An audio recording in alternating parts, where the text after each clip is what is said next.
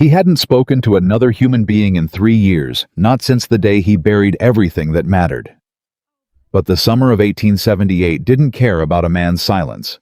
It sent a woman through the door of Holt's saloon with shaking hands, and a little boy gripping her skirt like she was the last solid thing in the world. She didn't ask for mercy. She didn't ask for rescue. She asked for what he hadn't finished eating. And that one quiet question cracked something open in Caleb Ward that he didn't know was still alive. If this kind of story speaks to your heart, subscribe to this channel and follow along until the very last word, and drop your city in the comments below so I can see just how far this story has traveled. The beans had gone cold an hour ago, but Caleb Ward didn't notice. He hadn't noticed much of anything in 3 years. He sat at the same corner table he always took back to the wall, face to the door, out of habit, more than caution.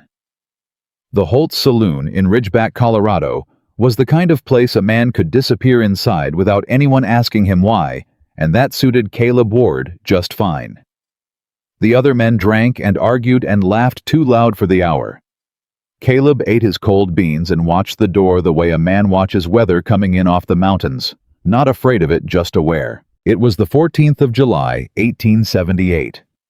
Hot enough outside that the air coming under the saloon doors felt like breath off a furnace. Caleb was 36 years old and looked 50. Not from hard living exactly, but from something harder, from the specific kind of grief that hollows a man from the inside and leaves the shell walking around like everything's fine. His hair was dark and shot through with gray at the temples. His hands were rough from years of survey work, and rougher still from the winters he'd spent alone in the cabin up on Archer's Ridge. He wore no gun on his hip, which was unusual enough in Ridgeback that new faces sometimes looked twice. The men who'd known him long enough had stopped looking at all. He forked the last of the beans into his mouth without tasting them, and set the fork down. That was when the door opened. She came in fast, not running, but close to it, and the difference between what she was doing and running was only the stubbornness in her spine. Caleb saw that spine first, before he saw anything else. Straight as a lodgepole pine. The kind of straight that costs something to hold. Then he saw the rest of her. Her dress had been blue once. Now it was the color of the road, brown-gray with trail dust, dark at the collar, with sweat, one sleeve torn at the shoulder seam, and pinned back up with what looked like a piece of wire. Her hair was dark red, and it had come loose from whatever she'd set it in, and strands of it were stuck to her face and neck. She was somewhere in her late 20s, maybe 30, and her face would have been lovely under different circumstances. At this moment, it was set like flint. She was carrying a boy on her left hip. The child was small. Caleb took him for 6 or 7, with the same dark red hair as his mother, and eyes too large and too serious for his age. He was wearing a man's shirt cut down and re-sewn to fit, and he was gripping the woman's dress at the shoulder with both fists. Not crying, not talking. Just holding on. The whole room noticed them in the way that rooms notice something worth commenting on. The murmuring started immediately. Lord have mercy, what did the cat drag in? Boy, she looks rode hard and put up wet. Somebody's wife, you reckon? Or somebody's problem? She didn't look at any of them. Her eyes moved across the room in a single sweep, systematic the way you'd scan for exits, and then they stopped on Caleb. He didn't know why they stopped on him, maybe because he was the only man in the room who wasn't already grinning at her misfortune. She walked toward his table. The boy watched the other men over her shoulder the whole way across the room. His grip on her dress didn't loosen. She stopped at the edge of Caleb's table. Up close he could see that she'd been crying not recently, but enough that her eyes were still swollen at the corners. He could also see that she was making a point of not showing him that she knew he could see it. "Sir," she said. Her voice was steadier than it had any right to be. "Sir, I am sorry to disturb your meal." She glanced down at the plate in front of him, the mostly scraped beans, the heel of bread he hadn't touched. "If you're finished, and if you intended to leave that bread, my son hasn't eaten since yesterday morning." Dead silence at the table beside them. One of the men there snorted. "Well, I'll be," somebody said from the bar. What's next her asking for your boots? Caleb didn't look at whoever was talking. He looked at the woman. She was holding perfectly still, waiting, and the effort that stillness required was visible in the muscles of her jaw. She wasn't begging. She was asking. There was a difference, and she knew it, and she needed him to know it too. He looked at the boy. The boy looked back at him with those two large eyes and didn't say anything. Caleb picked up the plate and the bread both and held them out toward her. "Take the plate," he said. "He can have all of it." Something moved through her face there and gone so fast he almost missed it. Relief so sharp it was close to pain. "Thank you," she said. Just that. No performance, no overflow of gratitude. She meant it, and she said it, and she didn't dress it up any further. She set the boy down on the bench across from Caleb and put the plate in front of him. The boy looked up at her. "Go ahead, Liam," she said quietly. Liam ate with the focused attention of a child who understood, even at his age, that food was not something to be wasted or taken for granted. He tore the bread and ate it in pieces, and he used his fingers on the beans without embarrassment. And the woman stood beside him with one hand resting on his shoulder and watched the room instead of watching him eat. She was watching the door. Caleb noticed. He also noticed that she was listening. Not to the conversations in the room over those she had drawn a kind of wall. She was listening for something specific, something outside. "Sit down," Caleb said. She glanced at him. "If you're going to stand there watching the door," he said low enough that only she could hear, "you might as well sit down doing it. Standing makes you visible." A beat of silence.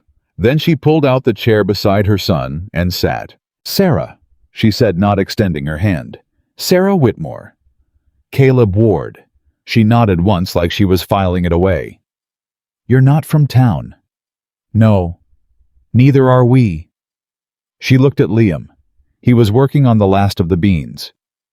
"We passed through Millhaven 3 days ago. Before that, Glen Ross." Caleb watched her. She was building something with those words, context explanation, but she was doing it carefully, rationing what she gave him. "You're heading somewhere?" he asked. "Trying to?"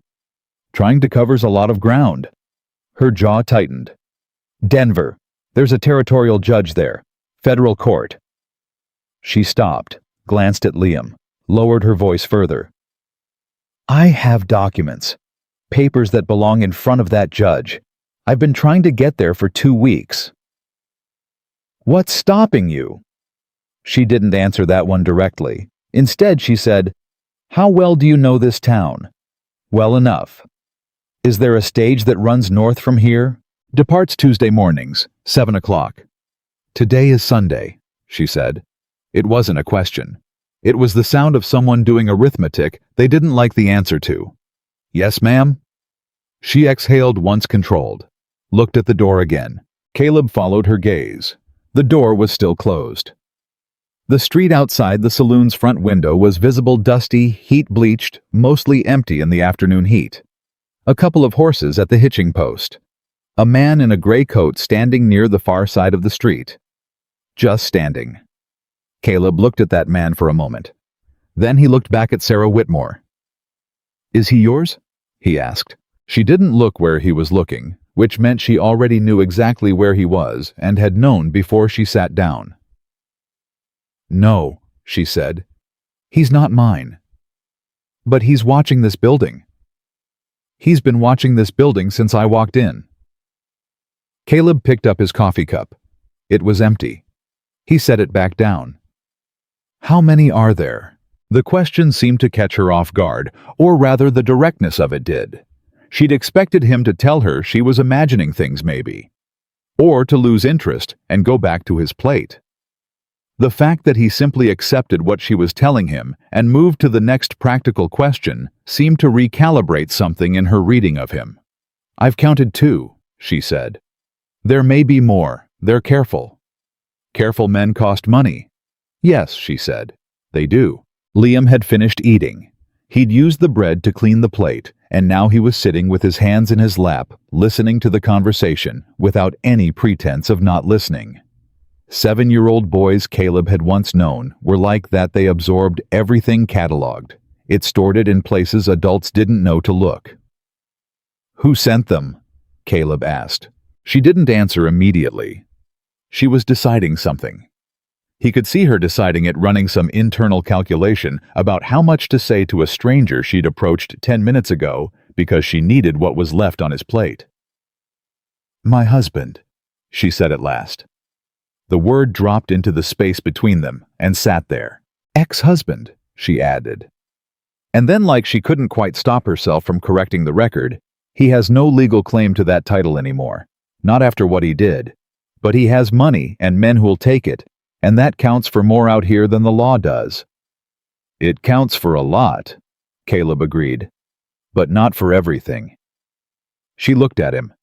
Really looked at him the way people look when they're trying to see past the surface and into whatever a person actually is. "Why are you asking me these questions?" she said. "You sat down at my table. You told me to sit down." "That's true." He was quiet for a moment. "What's in the documents?" She hesitated. "Mrs. Whitmore," he said. "Or Miss, I don't know which you prefer." "Sarah is fine." "Sarah, you came to my table because something told you to. I don't know what that something was. But you've got a man watching the door, and 2 days before the stage runs north, and you just told a stranger that you're carrying papers a federal judge needs to see.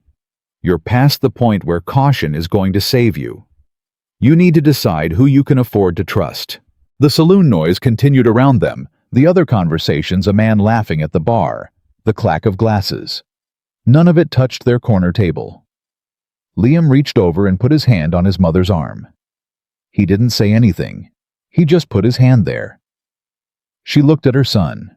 Something moved through her face, not the relief he'd seen before, but something older and more complicated.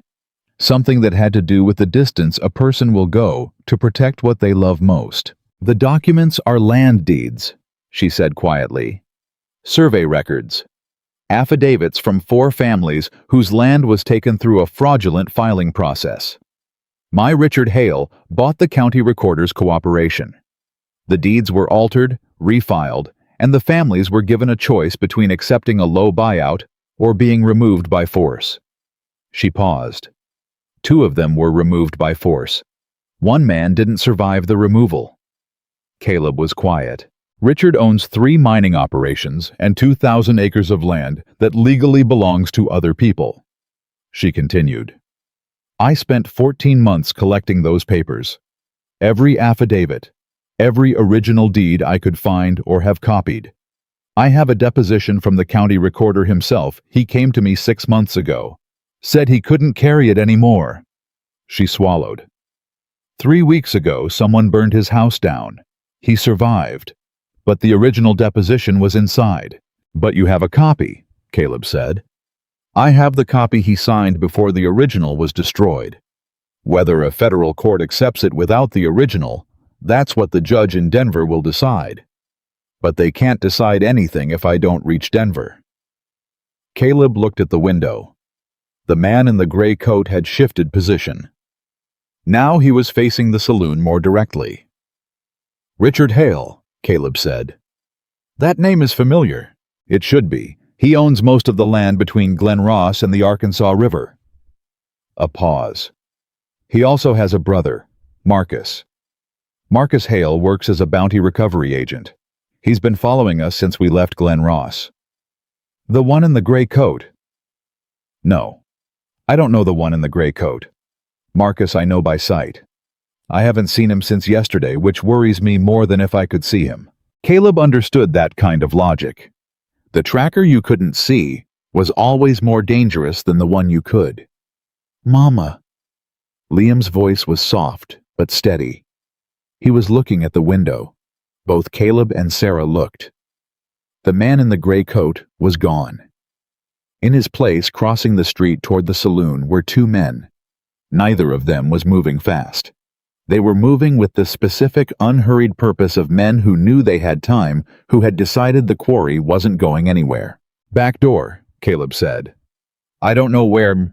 "I do." He was already standing. He pulled a coin from his vest pocket and set it on the table without counting it. "Pick him up," he said, nodding toward Liam. "Stay close." "You don't have to." "Mrs. Whitmore," he said, and something in his voice, not hard exactly, but settled like a stone that's been in place long enough to become part of the ground, stopped her.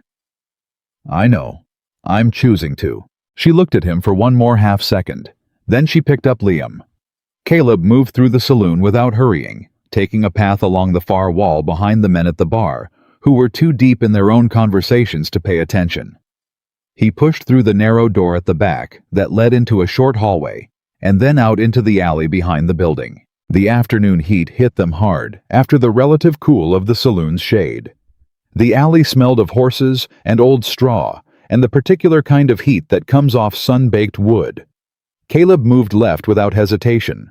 He'd used this alley before years ago, though for different reasons, and she followed. "Where are we going?" she said. Quiet keeping up. "My horse is at the stable on Creek Street, 3 blocks east." And then, he said, "We figure out what comes next."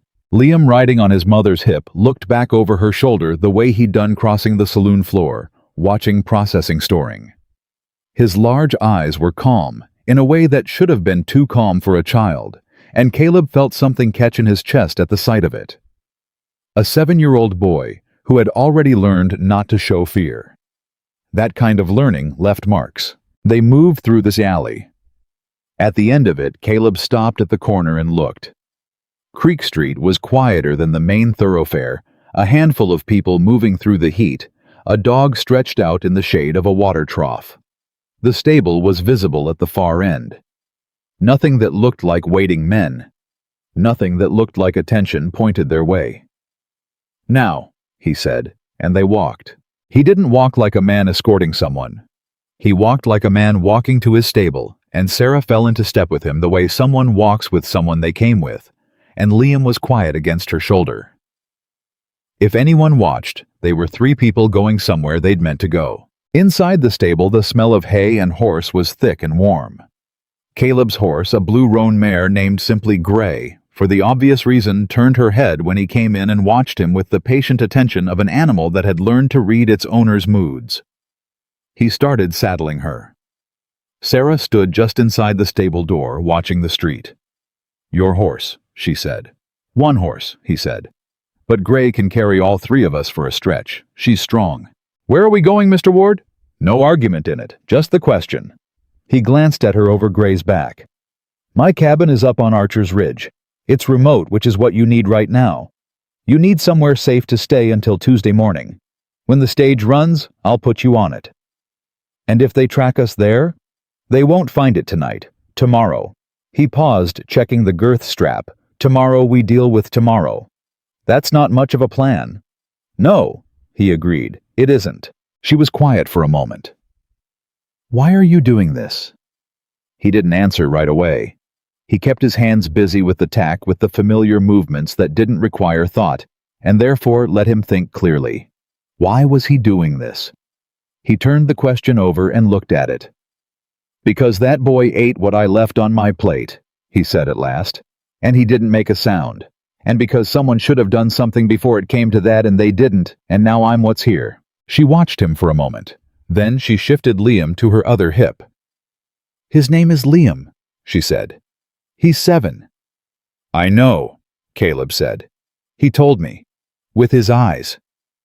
The boy's head turned at the sound of his name. He looked at Caleb with those grave, serious eyes. And then slowly, with the weight of 7 years of careful judgment, he nodded, like he'd made a decision of his own. Outside, somewhere on the main street, a door slammed. Then voices, not alarmed, just loud. But enough. Caleb bridled Gray in 3 practiced moves. "Up," he said. He lifted Liam first, setting him in the saddle, and then offered Sarah his hand. She took it without hesitation.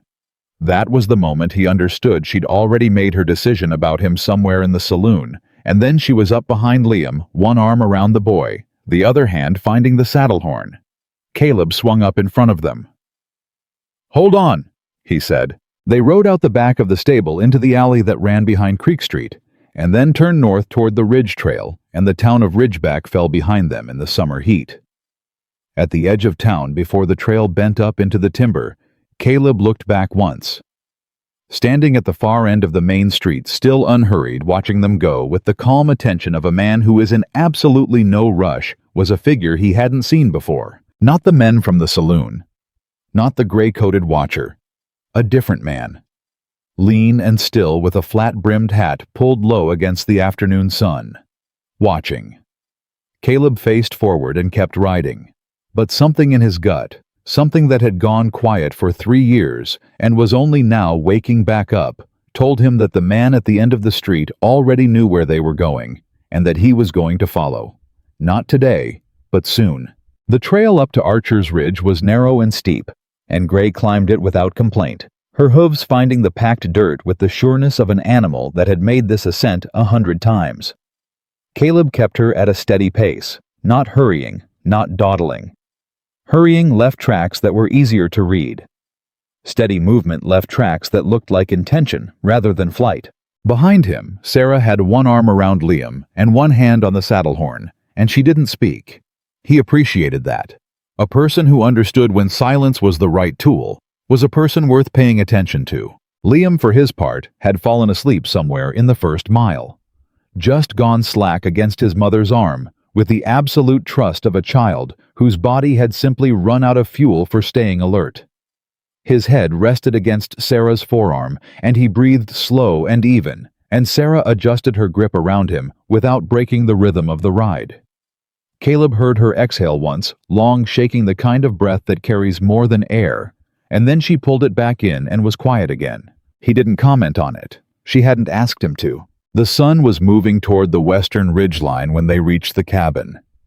It sat back from the trail in a stand of ponderosa pines, low-roofed and deliberately unadorned, built by a man who'd wanted to be overlooked and had put considerable skill into achieving it. Caleb had added a second room the second winter, not because he'd expected company, but because the work had given him something to do with his hands during the months when doing nothing felt dangerous. He helped Sarah down first, then took Liam from her arms while she steadied herself. The boy stirred but didn't wake, just made a small sound of protest at being moved, and then settled again against Caleb's shoulder. Caleb held him for a moment, surprised by how natural it felt, and immediately uncomfortable with how natural it felt, and then carried him inside and laid him on the cot in the second room. When he came back out, Sarah was standing in the main room, turning in a slow circle, taking inventory the way she'd scanned the saloon, looking for exits, looking for risk, looking for what she could use if she had to. "Stove works," Caleb said. "Wood's beside it. There's dried venison in the tin on the shelf and flour if you want to make biscuits. Coffee's in the blue sack." She stopped turning. "You live here alone?" It wasn't a question, but he answered it anyway. 3 years. She looked at him. Since my wife and daughter died." He said it the way he said most things, flatly, without decoration, as a fact that had happened and continued to be a fact. Fever, summer of 75. Something crossed her face. Not pity, he'd had enough pity from enough people in those early months to last several lifetimes, but something quieter and more honest than pity. Recognition, maybe. The look of a person who had also learned to carry weight that didn't get lighter with time. "I'm sorry," she said. "So am I," he said. "Every day." He moved to the stove and began building a fire for coffee, and she sat down at the table, and for a few minutes the only sound was the strike of a match and the low crackle of kindling catching. "Tell me about Marcus Hale," he said. She folded her hands on the table. "What do you want to know?" "Everything you know. Start with how you know him." She was quiet for a beat. Then, "He came to our house, Richard's house, when Liam was 3. He was there a lot that year. He and Richard would meet in the study with the door closed for hours. I didn't know what they were discussing. I didn't ask. I'd already learned by then that asking questions in that house was its own kind of risk." "What kind of man is he?" "Patient," she said without hesitation. "That's the word. Not smart, not cunning patient. He can sit and watch something for days without moving. Richard used him for... She paused, choosing her words carefully. Situations that required someone who could wait a problem out. Meaning he tracked people who ran. Meaning he tracked people who ran, she confirmed. And he brought them back. Or... She stopped. Or he didn't bring them back, Caleb said. 3 years ago, a family named Corwin refused Richard's buyout offer. They had 80 acres on the Glen Ross River bend, and the deed was legitimate, older than Richard's claim by 12 years. Their lawyer was building a case. She looked at the table. Marcus was at their property one night. The next morning, the father and the older son were found in the river. The lawyer left town before the week was out. The fire had caught properly now. Caleb set the coffee pot on and straightened up. And no charges. Richard has the county sheriff's cooperation, the same way he has the recorder's. She looked up. That's why Denver matters. Federal jurisdiction. Richard's reach stops at the territorial line. Does it? The question landed hard. She'd been reaching for certainty, and he'd just pulled it out from under her, and she knew it, because she sat forward and her jaw tightened. What do you mean? I mean, Marcus Hale worked as a recovery agent. Recovery agents work contracts. One man can hold a contract from more than one party. He let that sit for a moment. You said he's been following you since Glen Ross. Has he made any move to stop you? She thought about it. No, he stayed back. I've seen him twice, once outside the boarding house in Millhaven, once on the road coming into Ridgeback. Both times he was watching. Neither time did he come closer. A man paid to bring you back wouldn't hold at distance for 2 weeks, Caleb said. Not if his only job was to bring you back. She stared at him. Then what is his job? I don't know yet, Caleb said. But a man who watches without moving isn't hunting. He's herding. The word dropped into the room like a stone, into still water, and he watched the ripples move across her face. Confusion, then consideration, then something very close to fear. Not the fearful woman she might have been a year ago. The sharp, strategic fear of a woman who understood what the information meant and was already working through its implications.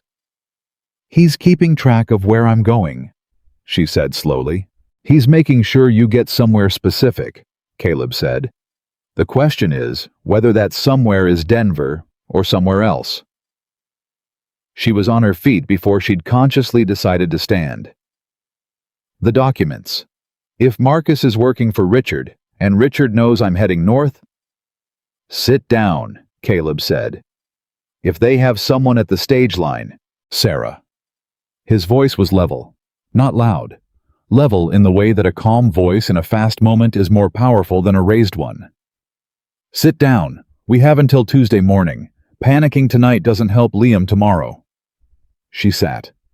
But the fear didn't leave her eyes. It just moved further back, controlled waiting. Where are the documents? He asked. She reached into the collar of her dress and pulled out a slim oilskin packet sewn directly into the lining of her bodice. The stitching around it was tight and careful, not hurried work, but planned. She'd prepared this well before she'd run. The originals, the ones I have, are in here. The affidavits the recorders signed. Copy the altered deeds with the original filing dates still visible on the back. She turned the packet in her hands. I made one additional copy and sent it ahead 6 weeks ago to a lawyer in Denver named Thomas Greer. He was recommended to me by the recorder before the fire. Greer, Caleb said. Thomas Greer. I know that name. She looked up sharply. How? He tried a land claim case in Denver 4 years ago. Made some noise about federal filing irregularities in mining territories. He reached for 2 tin cups and poured the coffee, still thinking. He lost that case. But the losing arguments he made, the federal judges referenced them 2 years later in a ruling that went the other way. She absorbed this. So he knows the law. He knows the specific piece of law you need. Caleb set a cup in front of her. If your copy reached him, and if he's been building on it for 6 weeks, you may arrive to find the groundwork already laid. For the first time since she'd sat down in his saloon, something in her face relaxed. Not confidence, not yet, but the particular easing of a person who has been carrying a weight alone for so long that they'd forgotten what it felt like to have help with it. Then Liam cried out. Not a long cry, a short, sharp sound, the kind a child makes when a bad dream grabs them before they can get out of it. Both of them were on their feet immediately. Sarah moving faster already through the doorway before Caleb had taken 2 steps. He stopped at the doorway and watched her go. To the boy. Watched her sit on the edge of the cot and pull him against her. Heard her say his name low and steady. Heard the nightmare cry die away and be replaced by Liam's voice, small and still half asleep. Mama, the men were... I know, baby, I know. She rocked him slowly. They're not here. We're somewhere safe. A pause. Liam's voice more awake now. Is the man here, the one from the eating place? Caleb stepped back from the doorway. Yes, he heard Sarah say. He's here. Another pause. Okay, Liam said. And then, like the word was enough, he settled back against her. Caleb stood in the main room of his cabin and looked at the 2 cups of coffee on the table and felt something move through him that he hadn't felt in 3 years, something unsteady and unwelcome and completely impossible to name. He picked up his own cup and drank it standing up, facing the window, and didn't try to name it. He heard her come back out after a few minutes. She sat down at the table and wrapped her hands around her cup. He doesn't usually wake up like that, she said. Her voice was careful. He's stronger than he looks. I know he is, Caleb said. Kids who've seen hard things either go one of 2 ways. He went the right way. He had to. The words came out with a weight that told him they weren't something she'd said before, not out loud anyway. He wasn't violent. Not the way you'd think. He didn't raise his hand to us. He was worse than that. He was strategic about it. The right word at the right moment. The look that said you'd done something wrong without telling you what. Liam learned to read the room before he learned to read books. She turned the cup in her hands. He learned it because he was watching me learn it. And I never forgave myself for that. Caleb sat down across from her. You got him out. Eventually. Eventually is still out. She looked at him. Her eyes were dry, but the effort of keeping them that way was visible. You're easier to talk to than I expected, she said. Most people find me the opposite. Most people probably don't need what I need. What do you need? She considered that seriously, like it was a question that deserved a serious answer. Someone who doesn't ask me to be smaller than I am, she said. Everyone I've met in the last 2 weeks, they see me running with a child, and they see a frightened woman who needs someone to take charge. Richard's men see a target. Strangers on the road see trouble they don't want. The boarding house woman in Millhaven saw charity. A pause. You sat across a table and asked me what was in the documents. That's the relevant question. That's what I mean. She set down her cup. Thank you. For tonight. For... She gestured at the room, at the cot in the other room, at all of it. This. Don't thank me yet, he said. We've still got 2 days. She almost smiled. Not quite, but close. 2 days? She agreed. He stood and moved to check the window, not because he expected to see anything in the dark, but because checking was its own kind of discipline. The ridge was quiet. The pines were dark shapes against a sky that was just starting to show stars. Then he saw it. A light. Down on the lower trail, the one that branched off toward the south face. Not a lantern, something smaller. The brief glow of a match lit and extinguished in seconds. A signal maybe, or just a man lighting a cigarette in the dark. But a man who hadn't known the trail wouldn't have been on that branch at all. That branch didn't go anywhere except up. He stood very still. The light didn't appear again. What is it? Sarah said behind him. She'd seen him go still. Nothing confirmed, he said. Get some sleep. I'll take the first watch. Caleb? He turned. She was standing at the doorway of the second room, one hand on the frame. If they come tonight, she said, the documents go with Liam. Whatever else happens, those papers stay with him. He knows to run and to keep running. I've told him that." He looked at her. The woman who had walked into a saloon with nothing left to lose and had still been standing straight. The woman who had spent 14 months collecting evidence against a man who had the law in his pocket. The woman who had, without any theatrical announcement, turned her 7-year-old into a plan of last resort. "Nobody's coming tonight," he said. "But I hear you." She nodded once, went into the room.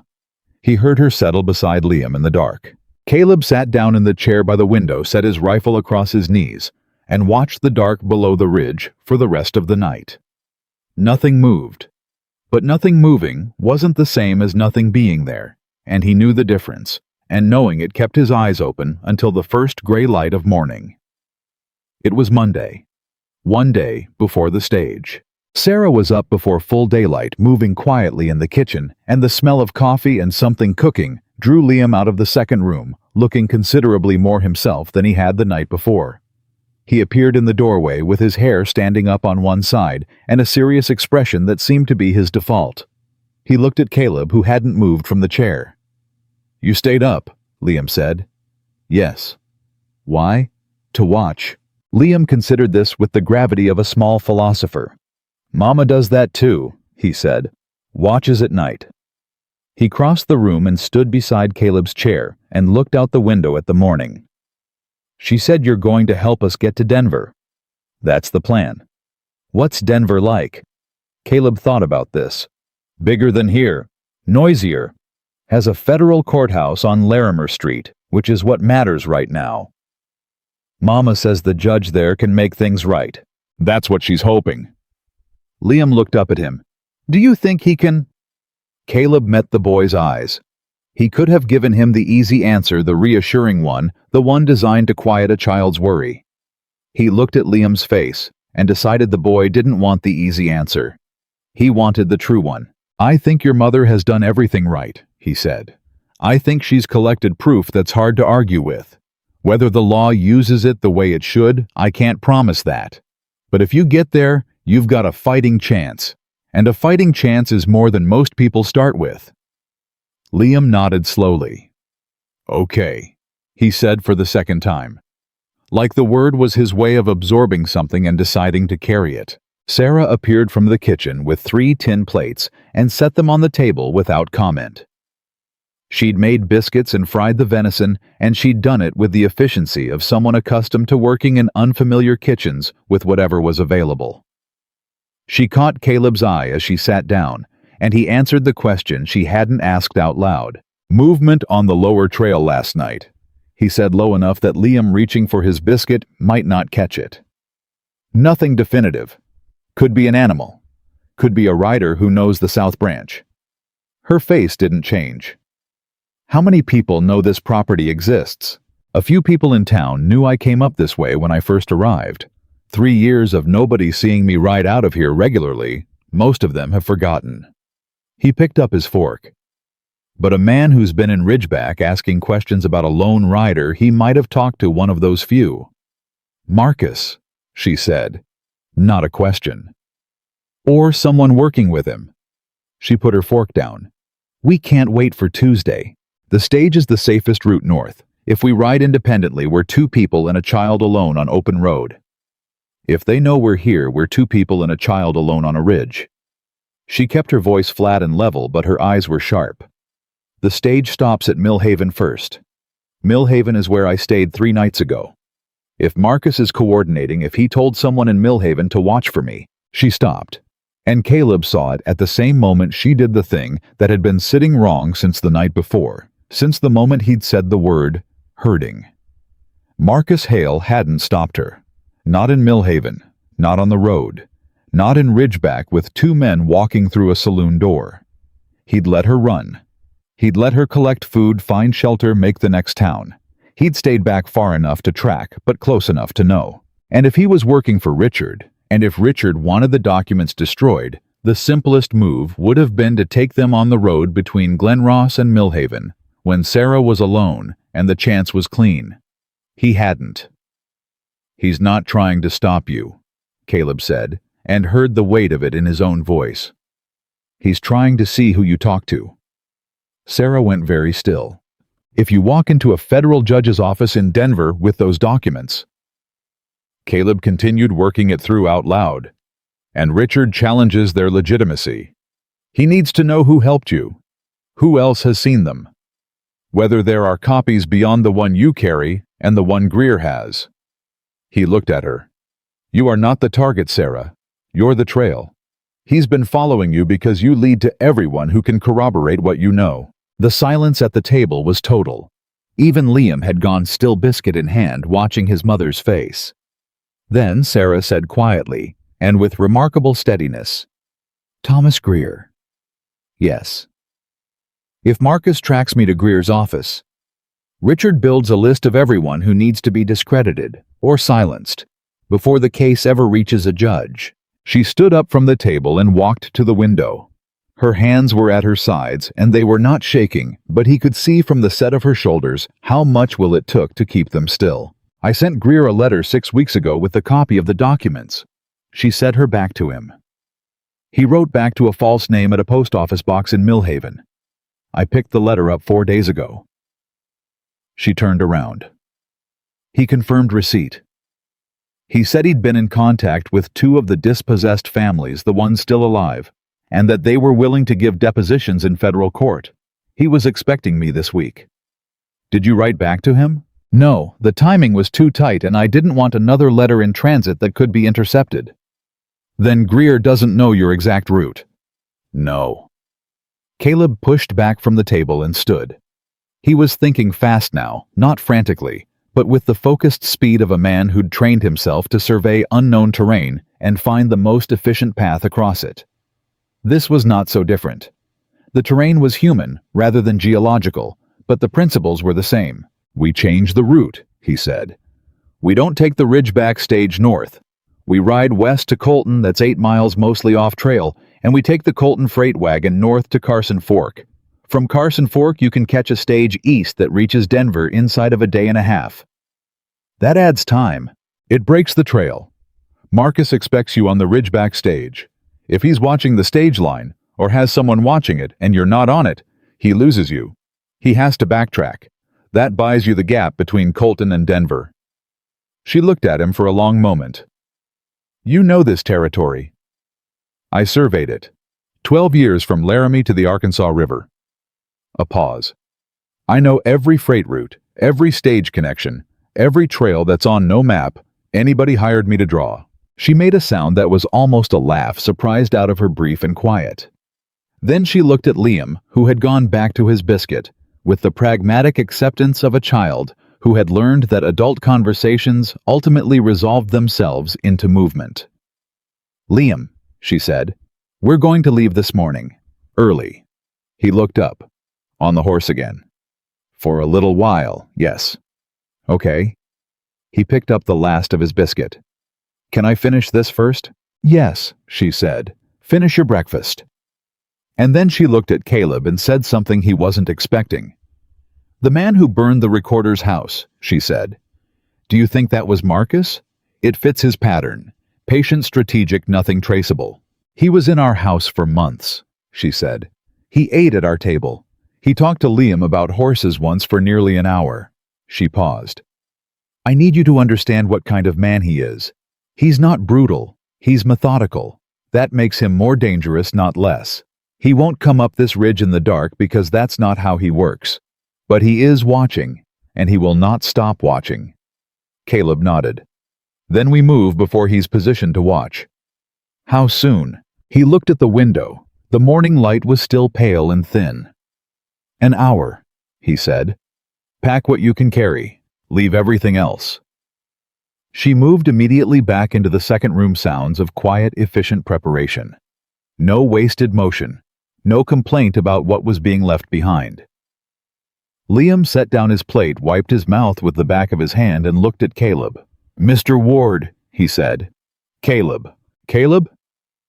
He said the name carefully, the way children try out a new thing. Are you scared? Caleb looked down at the boy, who had eaten cold beans off a stranger's plate, and not made a sound, and gone to sleep in an unfamiliar place, and woken from a nightmare, and asked for a true answer instead of a comfortable one. "I'm careful," Caleb said. "Which is better?" Liam appeared to think this was an acceptable distinction. "I'm careful too," he said solemnly. "I know you are," Caleb said. "I've been watching." 40 minutes later they were moving. Not riding this time, Caleb led Gray on foot through the timber on the north face of the ridge, a path that left no track on the visible trail, moving parallel to the main slope, but 50 yards off it in the trees. Sarah walked beside him without being asked to, understanding the logic without needing it explained. Liam rode small and quiet, one hand on the saddle horn. They'd been moving through the timber for perhaps 20 minutes when Liam said just above a whisper, "Caleb?" "Yeah." "There's someone behind us." Caleb didn't stop. He didn't look back. He kept his hand on Gray's bridle and kept walking, and he said, "How far?" "Far," Liam said. "But there. I can hear something." Sarah had heard it too. He could tell by the way she moved slightly closer to him without breaking stride. Her hand found the oilskin packet through the fabric of her dress, just confirming it was still there, and then dropped back to her side. "Keep walking," Caleb said. "Is it him?" she asked. Caleb finally looked back, a single glance, quick and practiced. Through the trees, maybe 200 yards behind and below them, a rider had stopped on the main trail. He sat his horse perfectly still. He was too far away to see his face. But the brim of his hat was flat, and the stillness of him was absolute, and even from 200 yards in the filtered morning light through the pines, there was something in that stillness that was colder than the air. Marcus Hale. He wasn't moving. He was watching them go. And he was letting them go, which was the most frightening thing Caleb had seen in 3 years. He turned back forward, kept his hand on Gray's bridle, and kept walking. "Stay close," he said. Neither of them argued. They reached Colton before noon. The town was smaller than Ridgeback, a single commerce street, a feed store, a post office that doubled as a telegraph station, and a freight yard at the north end, where Hendricks and Sons ran their wagon routes up through Carson Fork and beyond. Caleb had used Hendricks twice in his survey years, always found them reliable and discreet in the way that freight operations tended to be when their livelihood depended on moving things without drama. He left Sarah and Liam at the tree line and went in alone first. Not because he doubted her ability to handle herself, but because a man walking into a freight yard asking about a north run raised no questions. A woman with a child and trail dust on her dress raised several. Old Pete Hendricks was in the yard checking harness when Caleb walked up, and he looked at Caleb the way a man looks at someone he recognizes from a time he can't quite place. "Ward," he said finally. "Thought you'd gone hermit." "Close enough," Caleb said. "You running north this week?" "Tomorrow morning, Carson Fork run. Got a half-load of dry goods going up." Pete squinted at him. "You needing passage?" "3 of us, 1 horse." Pete's eyebrows moved. 3. Woman and a boy. They're quiet, and they won't be any trouble." Pete looked at him for a long moment. The look of a man deciding how many questions he wants answered, and how many he'd rather not know the answer to. A lifetime in the freight business had given him a fine-tuned sense for which loads were complicated and which ones were just heavy. $1.50 for the 3, he said. Horse rides tied at the back. "Fair," Caleb said. "Wagon rolls at first light. You be here or you be walking." Caleb nodded and went back to the tree line. Sarah had Liam sitting against a pine trunk, working on a piece of dried venison she'd brought from the cabin, and she was watching the freight yard with the focused attention she brought to everything. "First light tomorrow," Caleb said. "We'll need somewhere to stay tonight that isn't a boarding house." "The freight yard itself." "Pete Hendricks won't mind. Better than a boarding house with a register." She nodded, still watching the yard. Then, "We were followed to the tree line." He went still. "You're certain?" Liam heard him first. Then I saw movement on the South Ridge rider's single holding position. She turned to look at Caleb. He didn't follow us into the tree line. He stopped at the edge and watched. "Same pattern," Caleb said. "Same pattern," she agreed. Her voice was steady, But there was something behind her eyes now, a calculation running urgent and cold. "Caleb, if Marcus knows we're in Colton, he knows we came west instead of north. He doesn't know our route beyond that. He'll figure it out. There aren't many options from Colton that go north. He's one man on a horse. We'll be on a freight wagon at first light with a half-day lead." "You keep saying things like that," she said quietly. "Like what?" "Reassuring things. Things designed to make the next step feel manageable." She looked at him directly.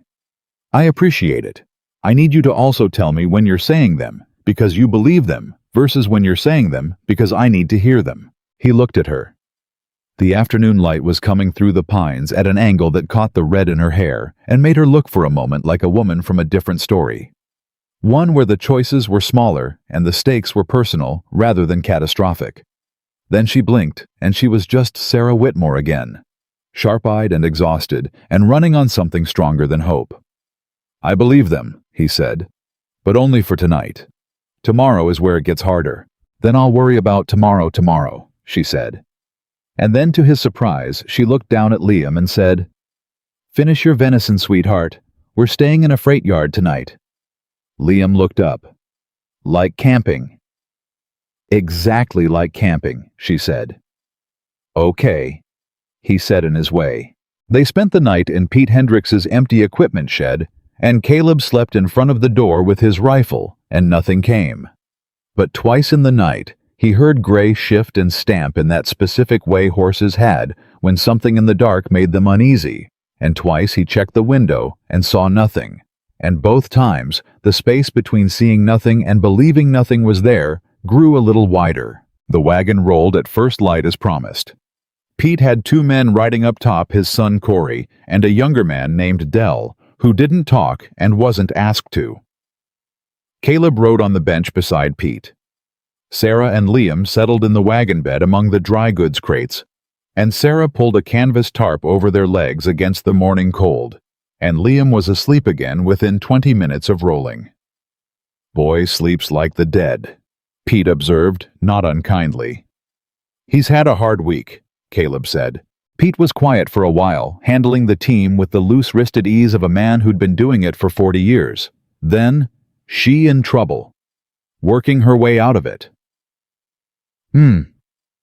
Another long silence. "Her husband." Caleb glanced at him. Pete shrugged. "It's always the husband, or it's the law, and she don't look like a criminal." "Ex-husband," Caleb said. "Powerful man, wrong kind.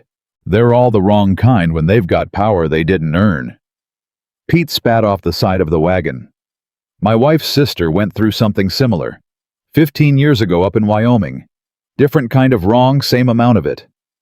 He was quiet again. "You doing this for her or for you?" The question landed sideways. Caleb sat with it for a moment. "I don't know yet," he said honestly. Pete nodded like that was a reasonable answer and didn't ask anything else. They made Carson Fork by mid-afternoon. The town was bigger than Colton, big enough to have a proper stage depot and a hotel with 3 floors, and a telegraph office that operated independently of the post. Caleb helped Sarah and Liam down from the wagon and untied Gray and stood for a moment taking the measure of the street. "Stage to Denver," he said. "Departs tomorrow morning, 6 o'clock. "We buy tickets now," Sarah said. "Under a different name." "What name?" She thought for exactly 2 seconds. "Ward," she said. Sarah Ward. And Liam Ward. Something moved through him at the sound of it, swift and unexpected, like stepping on ground that was softer than it looked. He kept his face even. "Fine." She caught something in his expression anyway. She caught most things, but she let it pass without comment. They took a room at the hotel. 1 room with 2 beds, no discussion required. Caleb paid in cash and put it in his own name separately in the room next door. He wanted his name visible on the register. If Marcus Hale had someone checking arrivals in Carson Fork, he wanted them looking at a single man traveling alone, not a family. He knocked on their door an hour after they'd settled. Sarah opened it immediately. She'd been sitting close enough to hear footsteps in the hall. I'm going to the telegraph office, he said quietly. I want to send a wire to Thomas Greer. Her eyes sharpened. Telling him what? Not telling him anything specific. Asking him to confirm his address and that he's still expecting visitors. If he wires back, we know he's there and he's safe. If he doesn't, Caleb paused, we know something else. If Marcus has been watching me, he may have gotten to Greer already. Which is exactly why I want to know before we walk into his office. She was quiet for a moment. Then, wire him under a name he won't know, something that could be from anyone. But include a phrase he'll recognize from my letter, something only he and I would connect. What phrase? She thought for a beat. Tell him the Corwin deed original filing. He'll know that's from me. He referenced it specifically in his reply letter. Caleb nodded. Stay in the room. Lock the door. Don't open it for anyone until I knock twice and say my name. Caleb. She stopped him with a hand on the doorframe, not touching him, just placed there close enough that he felt the intention of it. Be careful. He looked at her hand on the doorframe, then at her face. There was something in the way she'd said it, not performed concern, not the reflexive politeness of someone who didn't know what else to say. She meant it with the particular weight of a person who had already lost things and was doing the math on what losing more would cost. Always am, he said, and meant it differently than he had in years. The telegraph office was 2 blocks down, run by a heavy-set man named Aldous, who took Caleb's written message and read it twice, with no readable expression, and tapped it out without comment. Caleb paid and said he'd be back in an hour for any reply, and went back out to the street. He stopped on the boardwalk. Across the street in front of the dry goods store, a man in a flat-brimmed hat was reading a posting board. He wasn't reading it. His body was pointed at the board, and his eyes were not. Caleb walked back to the hotel the long way around, down the side alley, through the back, up the rear stairs, and stood in the upstairs hallway for 3 minutes before knocking twice on Sarah's door. She opened it in seconds. He stepped inside. We have company, he said. Her face didn't change. Behind her, Liam was sitting on the bed with his knees pulled up, watching. Always watching. In town, she said. Across from the telegraph office. He was there before I went in. He moved to the window, staying back from the glass, and looked at the street below. The man in the flat-brimmed hat was no longer visible, which was worse. He wasn't trying to hide, which means he's not worried about us running. He knows we're in this hotel. Then he followed us from Colton. Or he was ahead of us, Caleb said. If Marcus wired ahead, if he has contacts on this route. He does, Sarah said. Her voice had gone very quiet. He was doing this for Richard for years, moving people, relocating problems. He knows every town between Glen Ross and Denver. She stood very still. Caleb, the stage tomorrow morning. If they know we're on it, they can't stop a stage in Carson Fork. Too many witnesses. He turned from the window. But they can stop one on the road north of town. The room went quiet. Liam shifted on the bed but didn't speak. Then we don't take the stage, she said. There's no other fast route to Denver from here. There's your horse. 3 days hard riding with a child. Open country, most of it. He shook his head. That's exactly the kind of exposure Marcus wants. A stage has other passengers, a driver, a shotgun man. A family on a horse has nothing. Then what do we do? She said it without frustration, with the focused practicality of a woman who genuinely wanted the answer. He thought for a moment. Then, we take the stage, but not as ourselves. She looked at him. Pete Hendricks' son is riding back tomorrow after he delivers. Corey Hendricks. He's about my height. He looked at her. You need different clothes. Something that says Denver businesswoman, not trail refugee. The hotel might have something women leave things. Or we buy from a store here tonight. And Liam. Liam's easy. Clean him up, put him in a proper shirt. He reads as a normal child to anyone who doesn't know what they're looking at. He paused. The man watching us, he's seen you in that dress twice. He knows your hair. Tonight we change everything we can change. She absorbed this. Then she said slowly, You've done this before. Not this exactly, but something like it. He was quiet for a moment. I surveyed disputed territory for 12 years. Sometimes that meant moving through land where one faction or another would have preferred you weren't moving through it at all. He left it there. She nodded. Tell me what you need me to do. What followed was 2 hours of the most mundane problem-solving Caleb Ward had done in years, and he found to his own mild surprise that he didn't mind it. He went to the dry goods store alone and bought a serviceable gray traveling dress, a pair of gloves and a hat with a wide brim and a short veil. He stopped at the barber next door and had his own beard trimmed close and his hair cut shorter, and emerged looking. He admitted considerably less like a man who'd been living alone on a ridge for 3 years. He picked up the telegraph reply on the way back. He read it on the street standing still. He read it twice. Then he folded it and put it in his pocket and went back to the hotel. Sarah had done what she could with what she had. Her hair was up in a different arrangement, pinned tight, which changed the shape of her face in ways that mattered. Liam had his hair combed flat and was wearing a clean shirt Caleb had bought along with the dress, and he looked uncomfortable and slightly dignified, which was roughly the right combination. Caleb set the gray dress and hat on the bed. Sarah picked up the hat and turned it in her hands and looked at the veil and looked at Caleb. Smart, she said. Greer wired back, Caleb said. She went still. And he pulled out the folded paper and handed it to her. She read it. Her face changed not dramatically, not with any particular readable expression, but he was watching closely enough to see what moved through it. First relief, then confusion, then something colder, something that sat behind her eyes and calculated. She looked up. He says he never received the documents. Yes, I sent them 6 weeks ago.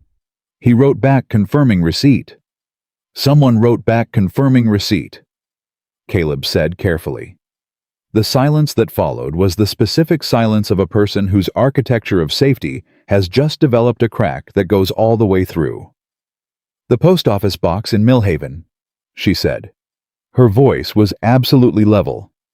Someone intercepted the reply, wrote a false confirmation.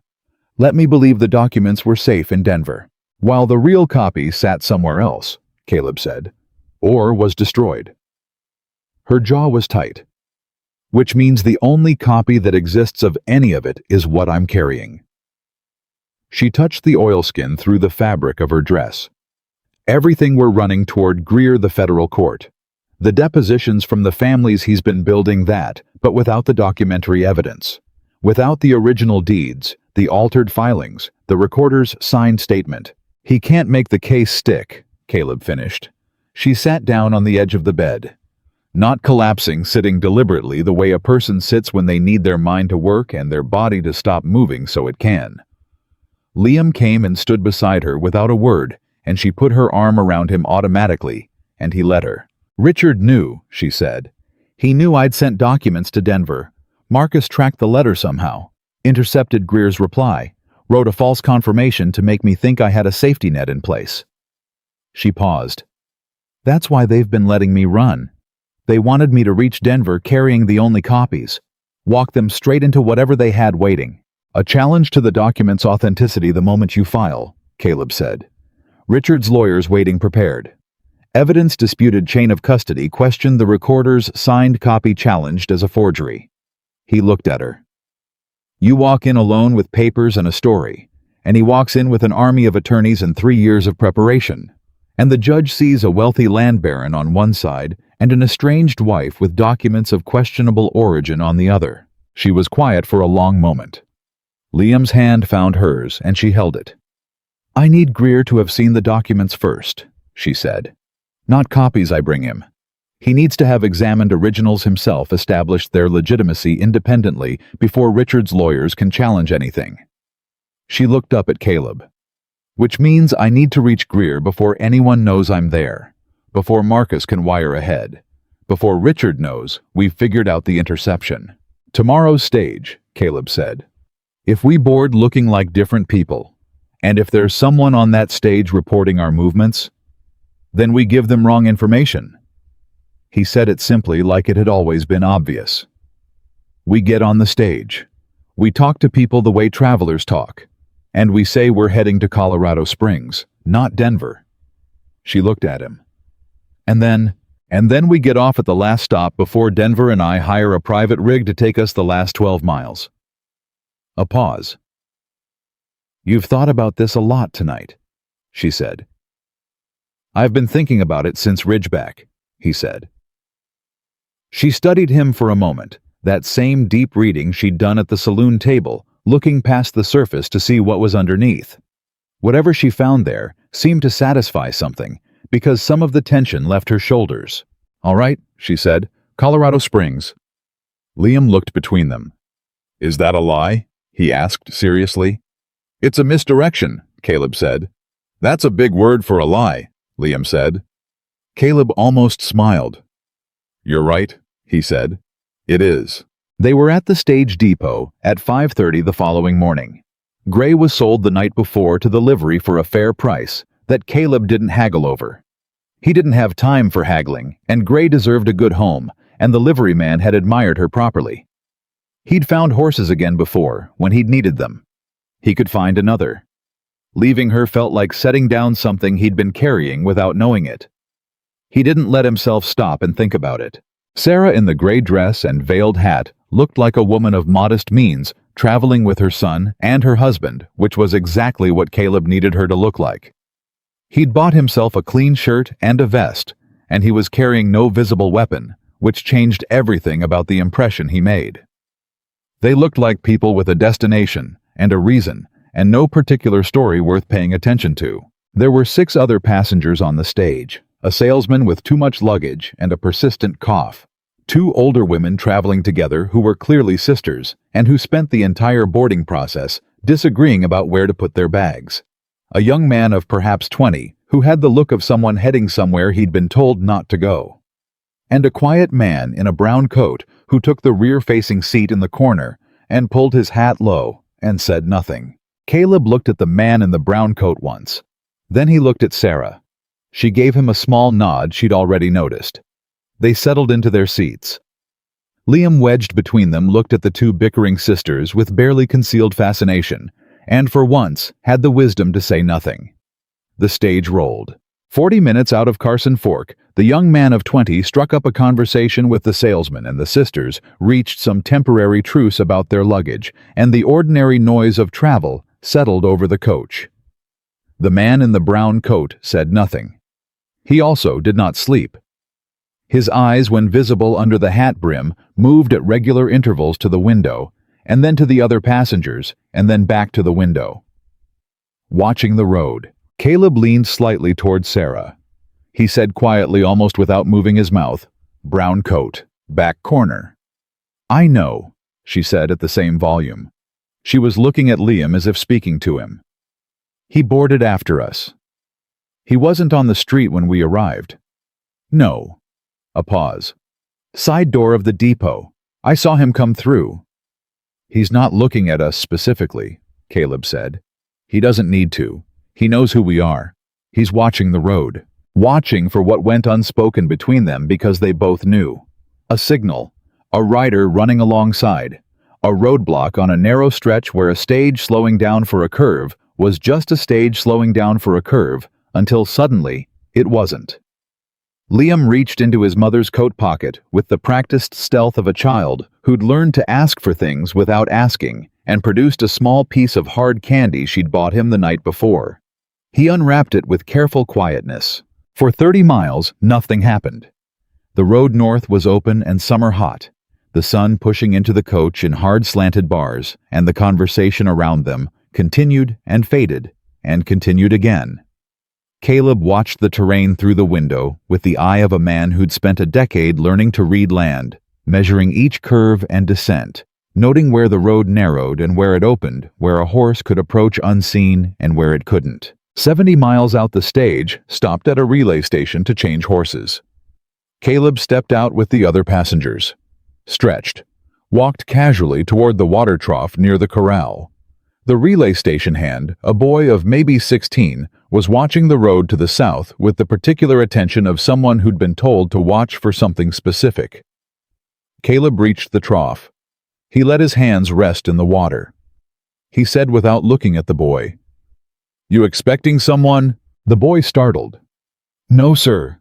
Just man rode through a while ago. Said to watch for a gray freight wagon." Caleb said.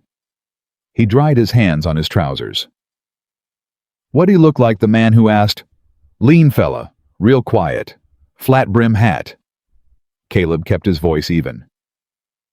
"He pay you to watch?" The boy looked at him sideways. "Dollar." Caleb reached into his vest pocket, produced $1 of his own.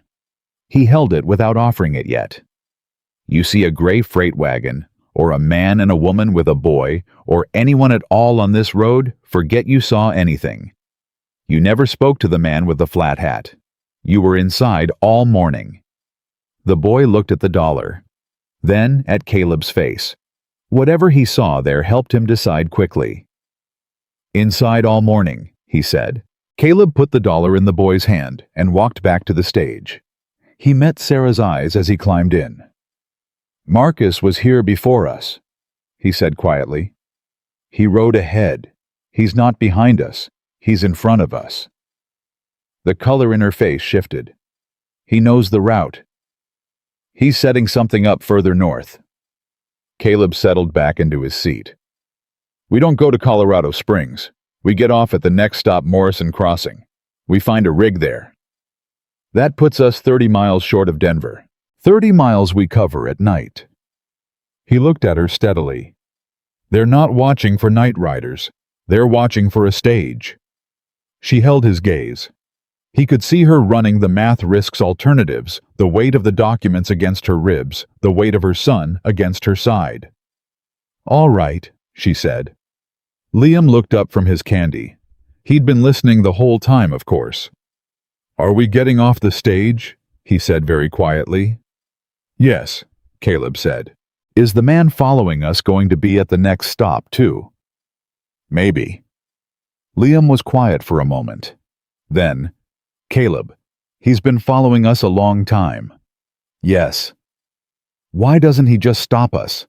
Why does he keep waiting?"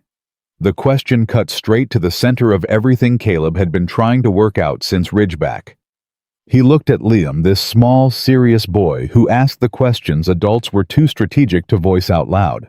"Because he needs us to do something for him first," Caleb said. "And we almost did it. We almost walked it right to him."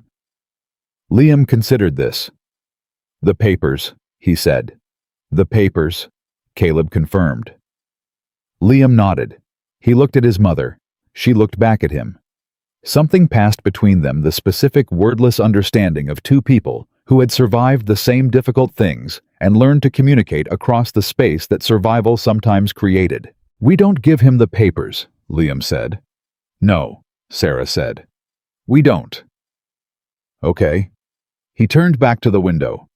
"Then we get off at the next stop." Morrison Crossing was small and practical.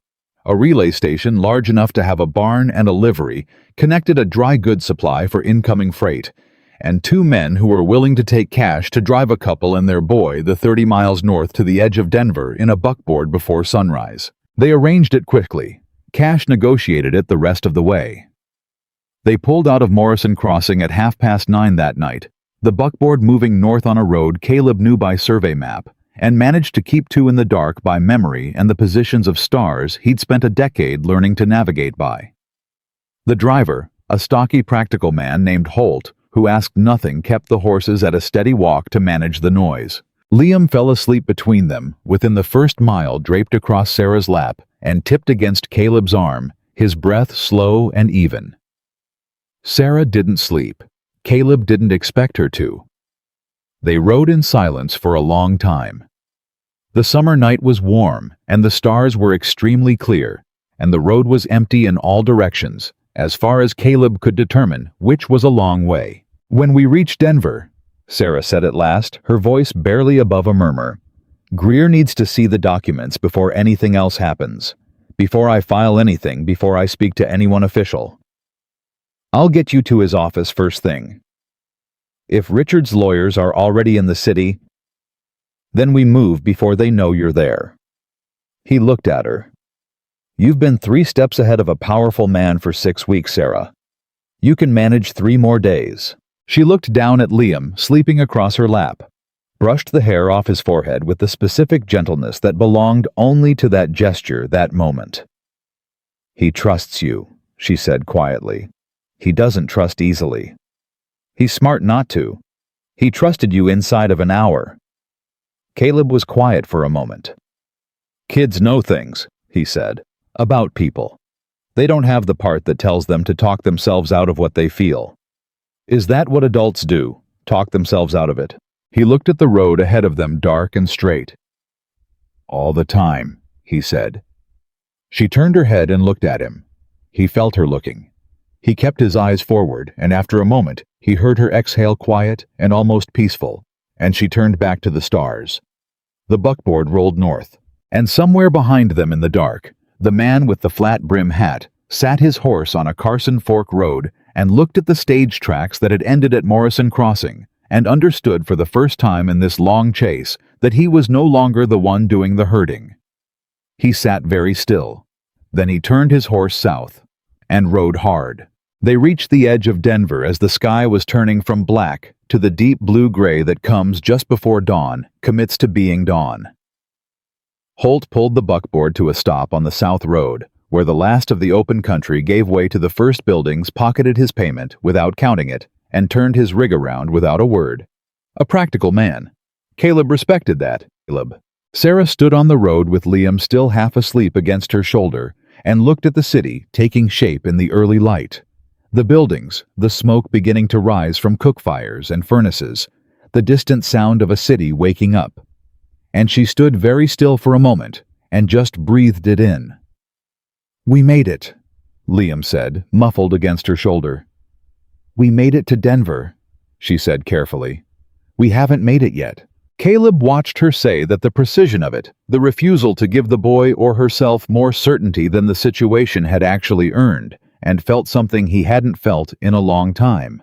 Something that had to do with the specific gravity of a person who knew the difference between arriving and finishing.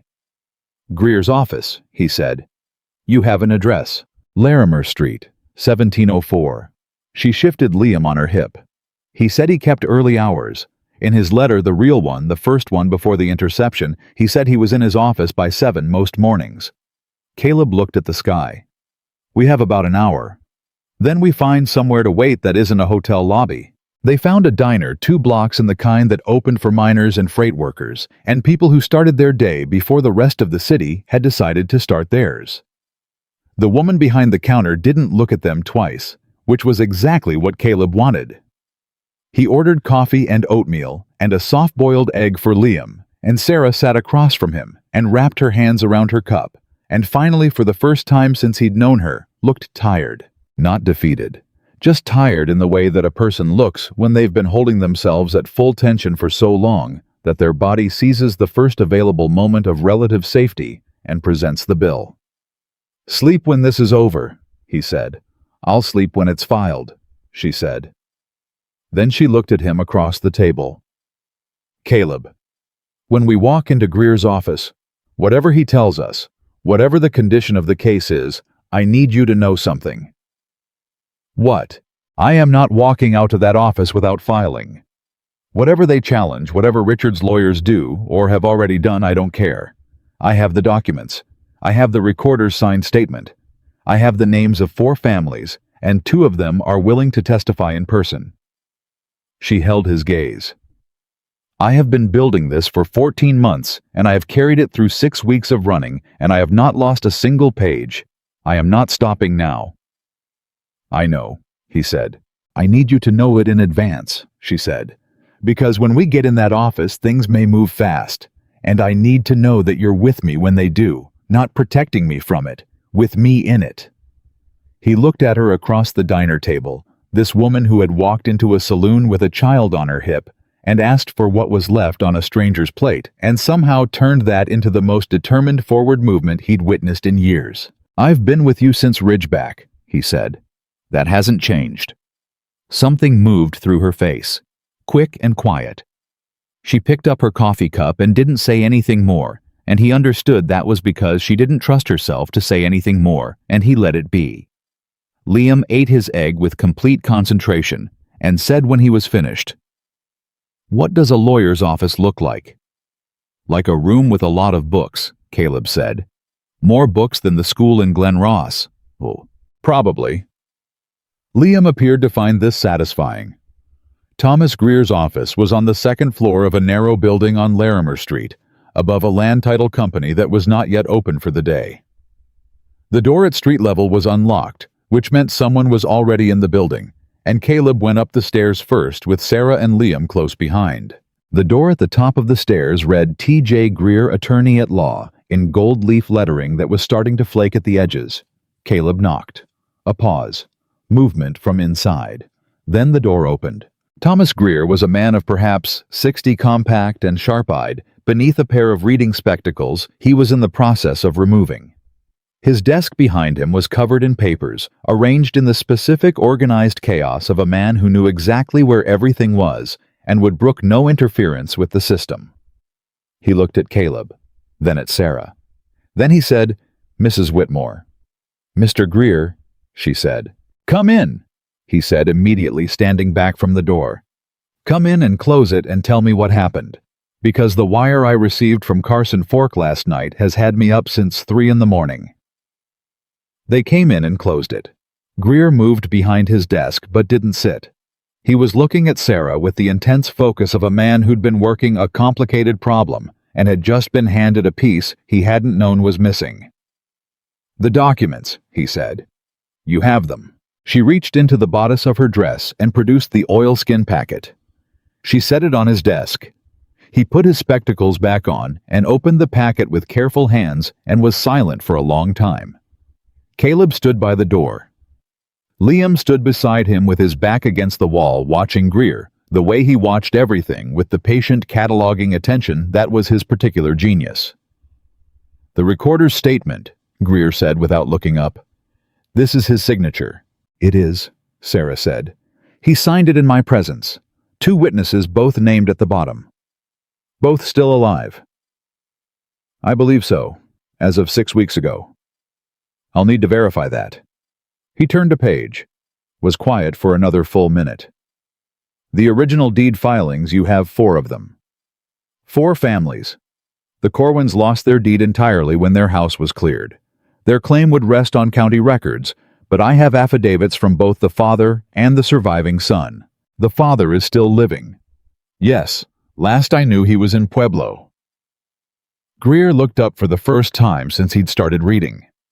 He looked at Sarah with an expression that was not quite hope and not quite relief, but something built from both of those things, and reinforced with the specific resolve of a man who knew exactly how much work he was looking at and had already decided to do it. "Mrs. Whitmore," he said, "I want you to understand something clearly.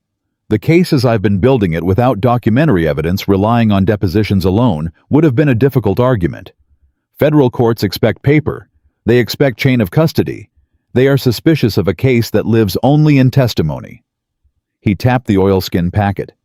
"What you've carried to this office changes that entirely. Richard will challenge the authenticity," she said. "Of course he will. That's why I need 2 to 3 days to establish independent authentication. I have a document examiner I trust, and I want the judge to hear from him before Richard's lawyers have a chance to muddy the water." He looked at Caleb. "And you are?" "Caleb Ward," Caleb said. "I'm the man who got her here." Greer studied him for a moment. "Are you prepared to provide a statement your role in transporting Mrs. Whitmore and these documents from Ridgeback to Denver, the route taken, the attempts made to intercept you, the evidence of coordinated interference with her legal process?" Caleb hadn't considered that. He considered it now in the space of about 3 seconds. "Yes," he said. Good." Greer set down the packet and picked up a pen. "Because Richard Hale's interference with a witness in a federal proceeding is its own charge, independent of the land fraud. And the man you've described, Marcus Hale, if he is operating as a federal recovery agent while simultaneously working to obstruct a federal case, The implications go considerably beyond a land dispute in Glen Ross.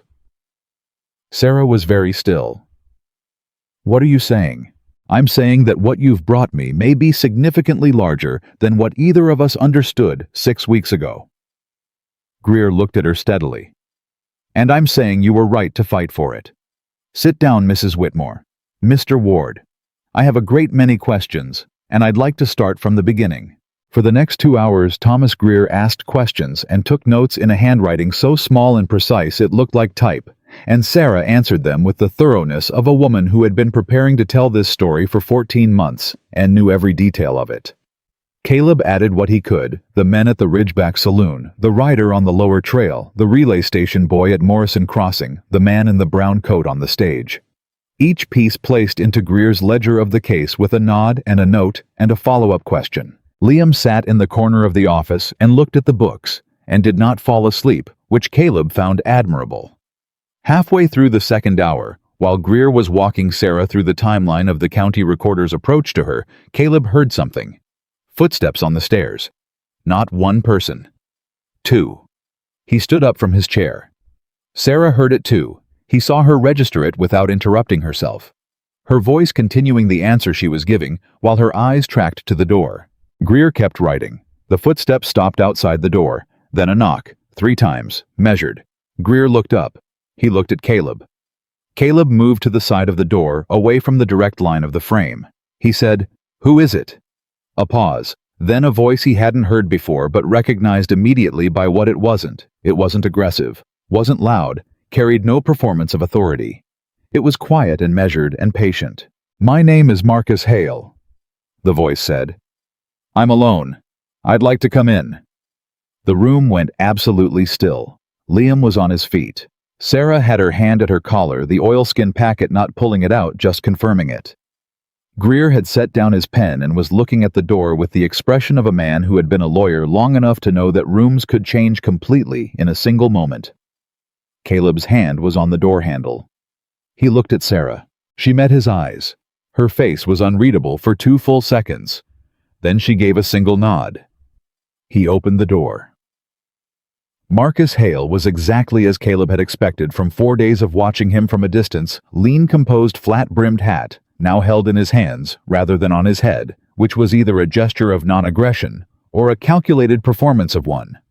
His face was weathered and specific and not unkind, which was somehow more unsettling than if it had been. He looked at Sarah first. "Mrs. Whitmore." She didn't respond. He looked at Caleb. "Mr. Ward, you move well for a man who's been off the trail for 3 years. You talk well for a man who's been following a woman and her child for 6 weeks," Caleb said. Something moved across Marcus Hale's face. Not shame exactly, but something adjacent to it. He looked back at Sarah. "I'm not here for Richard." "You've been working for Richard since Glen Ross," she said. "I had a contract with Richard, yes, to track your location and report it." He didn't flinch from the word. "I want you to hear the distinction. Track and report, not stop, not intercept, not acquire the documents." He paused. "When the contract was given to me, I was told you were a disturbed woman making false allegations against a legitimate land operation, that you'd taken documents belonging to Richard's company and were attempting to extort him through the federal courts." The room was completely quiet. "I believed that," Marcus said, "for approximately 3 weeks, until I started actually reading what I was tracking." He reached into his coat slowly, one hand visible at his side, the movement deliberate and unthreatening, and produced a folded paper. He held it out toward Greer, not toward Sarah. "The Corwin deed. I found the original in Richard's private files 6 days ago. I have been carrying it since then, trying to decide what to do with it." Greer was on his feet. He crossed the room in 4 steps and took the paper and opened it and read it standing up, and something moved through his face that Caleb had not seen there before, the look of a man who has just been handed the piece that makes the entire structure of the argument lock into place. "This is the unaltered original," Greer said. His voice was very controlled. "This establishes the Corwin deed, predates Richard Hale's filing by 14 years. "Yes," Marcus said. "How did Richard have this?" He had it because his county recorder gave it to him 3 years ago, instead of filing it correctly. Marcus looked at Sarah. The recorder was not acting alone in the beginning. Richard was involved from the start. The recorder's testimony, whatever you have from him, it corroborates everything.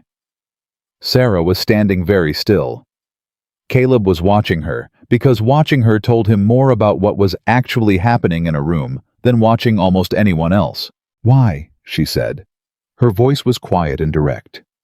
"Why are you doing this?"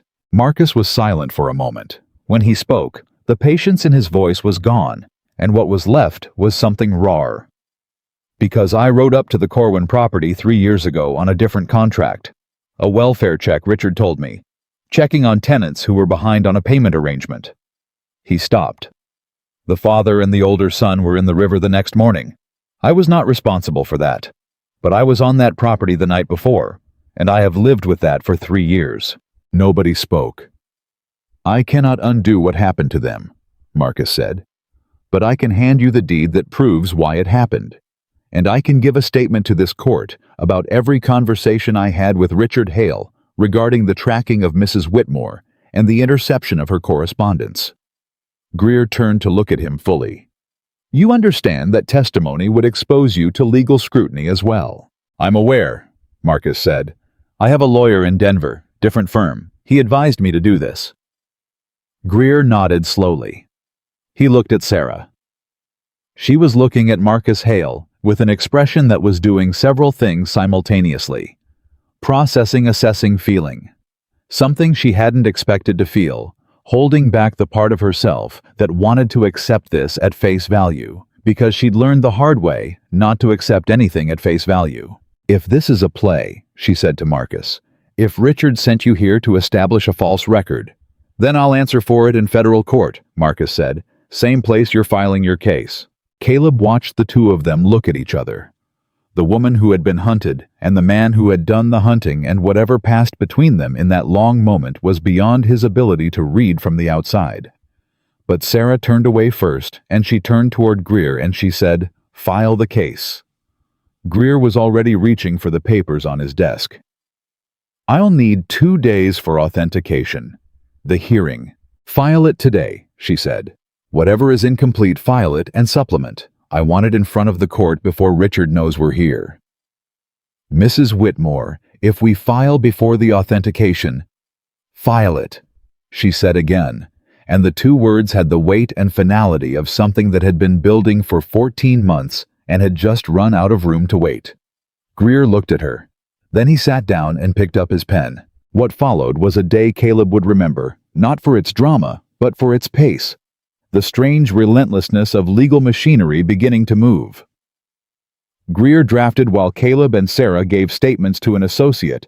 Greer brought in a serious young woman named Clara, who wrote faster than anyone Caleb had ever watched, and asked follow-up questions with the precision of someone who understood exactly what would matter later. Marcus Hale gave his own statement in a separate room.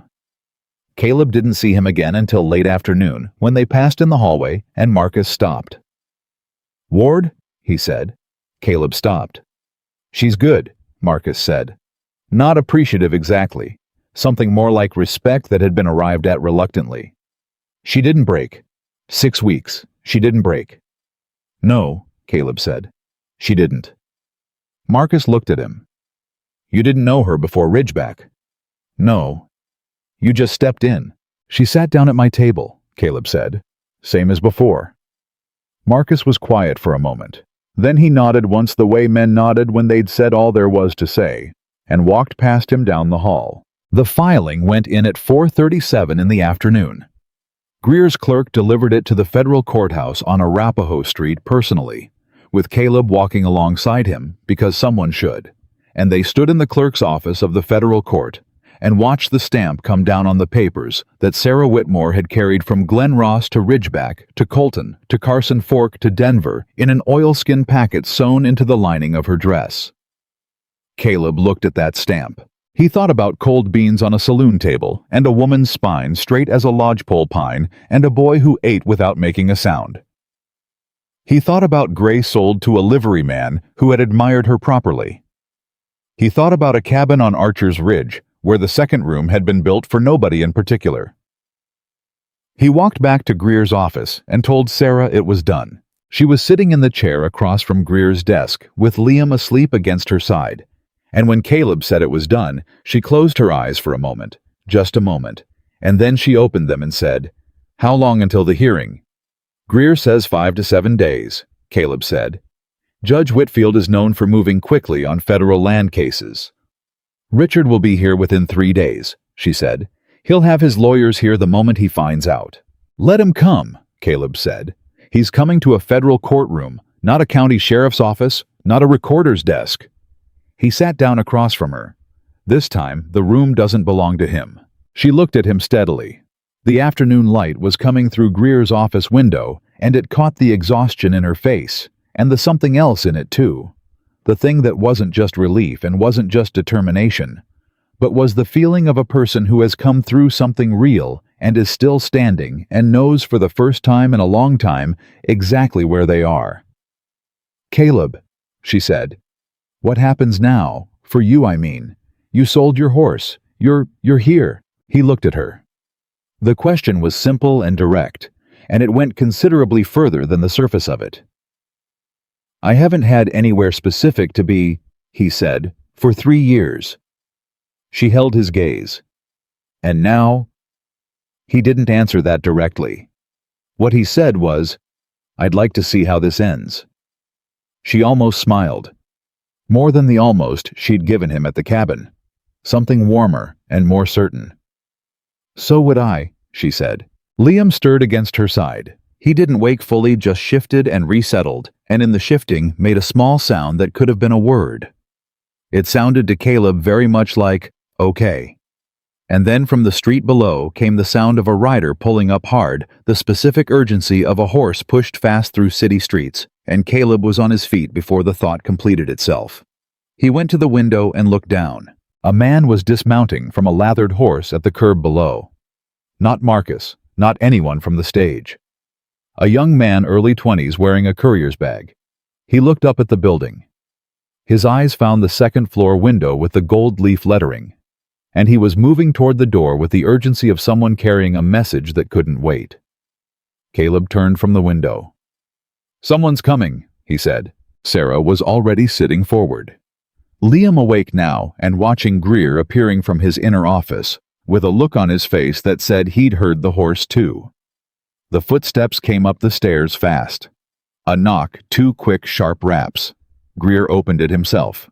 The young man was breathing hard. He held out a sealed envelope. "For Thomas Greer, from Judge Whitfield's clerk." He caught his breath. "The judge has been notified of the filing. He's moved up his review." He paused. "And there's a second matter. Richard Hale arrived in Denver this afternoon. His attorneys filed a counter-motion 2 hours ago." He looked at Greer steadily. "The judge wants all parties in chambers tomorrow morning. 8 o'clock. The room went still. Tomorrow morning. Not 5 to 7 days. Tomorrow. Greer took the envelope and said, "Thank you." And the courier left, and the door closed, and the room held its collective breath for one long beat. Then Greer looked at Sarah, and what was on his face was not panic and not dismay. It was the focused, kindled expression of a man who had been waiting for exactly this kind of fight for a very long time. "Well," he said, "I suppose we work through the night." Greer worked through the night the way men of his particular kind worked, without drama, without complaint, with the focused economy of someone who understood that the hours between now and 8 in the morning were not a burden, but a resource, and resources were to be used rather than mourned. Clara, his associate, came back at 9 o'clock with a second lamp and a folder of federal land statutes, and took up her position at the side table without being asked. Caleb made coffee on the small stove in the corner of the anteroom and kept it coming, and nobody commented on the fact that he'd appointed himself to the task because it was the most useful thing he could do in a room where the real work required a law degree. Sarah sat across from Greer for the first 2 hours, answering questions, clarifying the timeline of the recorder's approach to her, walking through each document in the oilskin packet, with the specificity of someone who had studied every page until she could reconstruct it from memory. Around midnight, Greer told her to rest, not asked, told in the direct way of a man managing limited resources. And she moved to the small settee along the wall and sat with Liam's head in her lap and did not sleep. Caleb sat beside her, not close, just present. After a while, she said quietly, "Richard will bring everything he has." "Yes?" "His lawyers are better funded than Greer. Greer has better facts." She looked at the ceiling. "You say that like facts are enough. In a federal courtroom with a judge who isn't bought, they usually are." "Usually," she said. "Usually is better than never," he said. "Which is what you had 6 weeks ago." She was quiet. Then, "Do you know anything about Judge Whitfield?" "Not personally." But Greer went white around the eyes when he read the name, and for Greer that's practically celebration. She turned her head and looked at him. "You've been reading Greer all night." "Old habit. When you spend years surveying land with a crew, you learn to read the men who know the territory better than you do. Their reactions tell you what the map doesn't." "And what's the map telling you now?" He held her gaze. "That tomorrow is hard, that it's not a sure thing, and that you've given it everything it was possible to give it." He paused. "Whatever happens in that room tomorrow, you did this right, Sarah. You did every part of it right." She looked at him for a long moment without speaking. The lamplight was low, and her face was tired and honest, and he thought again about what she'd looked like walking into Holt's saloon, the straight spine, the unshaking eyes, the boy gripping her skirt. He thought about how much had happened between that moment and this one, and how little of it had been anything he'd planned. "I haven't thanked you properly," she said. "You don't need to." "I do." She shifted slightly, careful not to wake Liam. "I walked up to your table because you were the only person in that room who wasn't enjoying my situation. That was all I had to go on. One observation." She paused. "I've made a lot of decisions on incomplete information in the last 14 months. That one was the best of them." He didn't have an answer for that. He sat with it instead, the way he'd been sitting with a number of things lately that didn't resolve into clean conclusions. He found he didn't mind the lack of resolution as much as he once had. Liam made a small sound in his sleep. Sarah's hand moved automatically to his hair. "He's going to be all right," Caleb said, not as reassurance, as observation. "He already is, mostly," she said. "He's more all right than I am in some ways. Children, they process, and they move forward." The things that happened in that house with Richard. I watch Liam and I look for the damage, and I find less of it than I expect. And then I realize that the one who has the most damage from that house is me, and Liam has known it all along, and he's been... She stopped. "He's been watching out for me, as much as I've been watching out for him." "I know," Caleb said. "I noticed that in the saloon." She looked at him. "He's 7. "He's Liam," Caleb said. "That's different from just 7. She almost laughed. It was quiet and brief, and it was real, and it did something to the weight of the room that 3 hours of good legal work hadn't managed to do. They sat in silence after that, and around 2 in the morning, Caleb realized she had finally fallen asleep, not on the settee, but sitting upright against the wall, with her hand still resting in Liam's hair, her head tipped back, her breathing slow. He sat for a while longer, watching the lamplight on the ceiling, and then he did something he hadn't done in 3 years. He let himself think about the future. Not the immediate future, not tomorrow morning, and Judge Whitfield's chambers, and Richard Hale's lawyers. Further than that, hazier. A future that included the possibility of something other than a cabin on a ridge and cold beans and silence.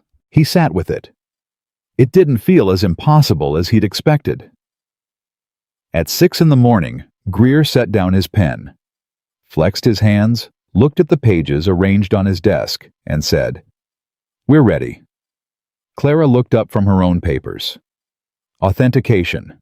"The examiner confirmed everything last night by wire. He's prepared to appear this morning if Whitfield requires it." Greer removed his spectacles and cleaned them with the methodical patience of a man who needed another 10 minutes before he'd be fit for a courtroom. The Corwin deed Marcus Hale brought in is, in the examiner's opinion, the strongest piece of evidence in the entire case. An unaltered original establishes the fraud at the point of source. Richard's lawyers can challenge copies and affidavits. They cannot easily challenge an original document in the state it was found. Caleb had woken Sarah gently at 5:30, and she'd been fully alert by 5:31, which no longer surprised him. She stood now by the window with a cup of coffee, dressed and composed Liam beside her in his clean shirt, looking like a small dignitary, attending something he considered important enough to dress for. "What are they going to argue?" she asked Greer. "Three things," Greer said. "First, document authenticity. We've addressed that. Second, chain of custody, how the documents moved from their original locations into your possession. We have statements from you and from Ward, and the recorder's signed statement covers his own documents." He paused. "Third, and this is where they'll be most aggressive, they'll argue that you are not a neutral party, that you are a disgruntled former wife with financial motivation to damage a legitimate business operation." The room was quiet. "They'll make this about you personally," Greer continued. "They'll try to move the court's attention from what the documents say to why you have them. That is their best strategy because it's the one that doesn't require them to disprove the evidence itself." He looked at her directly. "Which means they're going to say things in that room that are designed to make you react. I need you to hear them and not react." Sarah set down her cup. "I've been in a room with Richard Hale for 8 years," she said. "I know how to hear things and not react." Greer nodded. "Good. But I want to speak," she said. "At some point. I want the judge to hear from me directly. If Whitfield allows it, I'll create the opening, but follow my lead. Don't move before I signal." She nodded. Then she looked at Liam. "You're staying with Clara today, sweetheart." Liam looked at Clara, who looked back at him with the no-nonsense directness of a woman who had younger siblings and knew how to manage a 7-year-old without condescension. "There are more books in the anteroom," Clara said, "and I have a biscuit left from this morning if you want it." Liam considered this. "Okay," he said. They left for the federal courthouse at 7:15. The building on Arapahoe Street was already active, clerks, moving with papers, lawyers conferring in the corridors in low, urgent voices, the particular charged atmosphere of a place where consequential things happened routinely, and people had learned to carry the weight of that without flinching. Caleb walked beside Sarah, and she walked like she belonged there, which was the only way to walk in a building like that. Richard Hale's legal team was already in the corridor outside Judge Whitfield's chambers. 3 lawyers. Caleb counted them, and 2 additional men whose job appeared to be carrying documents and looking significant. The lead lawyer was a tall man named Aldridge, whom Greer had mentioned the night before, with a specific flatness that indicated professional history and mutual dislike. Richard Hale was not with them. Caleb noticed that before Sarah did. Then he watched her notice it and watched her recalibrate, because Richard not being there in person was information. A man who sent lawyers without appearing himself was either supremely confident or managing optics. Neither was necessarily good. Aldridge looked at Sarah the moment she came into the corridor. He looked at her the way a man looks at a problem he's been paid to solve and has decided he can solve cleanly. The look made Caleb's jaw tighten. He kept his hands loose at his sides. Greer put himself between Sarah and Aldridge with the practiced ease of someone who had stood in this exact configuration before. "Aldridge," he said. "Greer," Aldridge said. His tone was the tone of a man who considered this proceeding a formality. "Your client would have done better to negotiate. The offer is still on the table." "My client filed in federal court," Greer said pleasantly. "That's her answer to the offer." Aldridge's eyes moved to Sarah. "Mrs. Whitmore, I want you to understand that what you're doing today will be expensive for everyone involved, including yourself. The documents you're presenting were obtained under circumstances we intend to challenge thoroughly." He paused. "This would go considerably smoother if—" "Mr. Aldridge," Sarah said. Her voice was clear and even. "I've spent 8 years having things explained to me that didn't require explanation and decisions made for me that weren't yours to make. I suggest you save whatever you were about to say for the judge." She looked at him without blinking. "I'll be doing the same." Aldridge looked at her for a moment. Then he turned back to his colleagues. Caleb leaned slightly toward Greer. "She's good," he said quietly. "She's exceptional," Greer said at the same volume. "Don't tell her I said that. She doesn't need the distraction." Judge Whitfield's chambers were smaller than Caleb had imagined. Not a grand courtroom, but a working room, heavy with books and paper, and the particular density of a space where serious things had been decided for a long time. The judge himself was a spare man of perhaps 65, with a face that gave nothing away, and eyes that took everything in, and the moment he sat down behind his desk, the nature of the room changed. Not dramatically, just absolutely. "We're here on a motion for federal review of land title claims in Glenross County," Whitfield said without preamble. "Mr. Greer, your filing arrived yesterday afternoon. Counselor Aldridge, your counter-motion arrived 2 hours later. I've read both." He set them down. "I have some questions before I decide how we proceed." What followed was 90 minutes of the most concentrated legal exchange Caleb had ever witnessed. Whitfield asked questions the way a surgeon cut precise angled to reveal what was underneath, moving with a purpose that became clear only in retrospect. Greer answered with the completeness of a man who had spent the night making sure no answer was incomplete. Aldridge pushed back at every turn, challenging chain of custody, challenging Sarah's standing, challenging the recorder's testimony as self-serving and potentially coerced. Then Whitfield looked at the Corwin deed. He held it for a long time without speaking. He turned it over. He examined the back where the original filing date was still faintly visible under the later notation. He set it down and looked at Aldridge. "Counselor," he said, "this document establishes a filing date 14 years prior to your client's claim on the same parcel. Your Honor, the provenance of that document was provided by a witness who obtained it from your client's own private files," Whitfield said. "A witness who has given a sworn statement to that effect and is prepared to testify." He paused. "Are you contesting the document itself or the circumstances of its retrieval?" A beat. "Both, Your Honor." "Then I'll hear the authentication testimony." Whitfield looked at his clerk. "Get Examiner Dowd from the hallway. He's been waiting long enough." Aldridge turned to confer with his colleagues.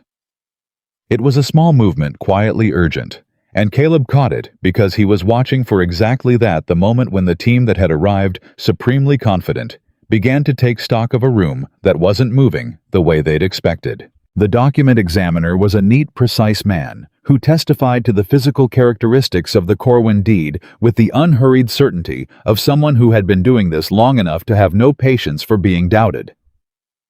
The ink composition, the paper stock, the particular type of seal used by the Glenross County Recorder's Office in the 1860s, all consistent with an original document of that period. The later notation on the back, the altered date, the notation that had refiled the parcel under Richard Hale's name, showed characteristics consistent with a different ink and a different hand. Aldridge cross-examined for 20 minutes. The examiner's answers didn't change. Whitfield made a note. Then he looked at Sarah. "Mrs. Whitmore, Mr. Greer indicated you wished to address the court." Greer touched Sarah's arm. One light touch. "Go." She stood. She stood the way she'd walked into Holt's saloon spine. Straight eyes forward, carrying the weight of everything that had happened without letting it bend her. Caleb watched her from his chair against the wall and felt something settle in his chest that had been unsettled for a long time. "Your Honor," she said, "I want to say one thing clearly because I believe it's relevant to how this court understands the documents before it." She paused. "I did not take these papers to harm my husband's business. I took them because 4 families lost land they had legally held for decades, and one man lost his life in the process of being removed from it, and the system in Glenross County that should have protected them was the same system that was used to take from them." She held Whitfield's gaze. "I am not asking this court to take my word for anything. I'm asking it to look at the documents I've provided and tell me what they say. Because I believe what they say is loud enough to speak for itself." She sat down. Whitfield looked at her for a moment. Then he made another note.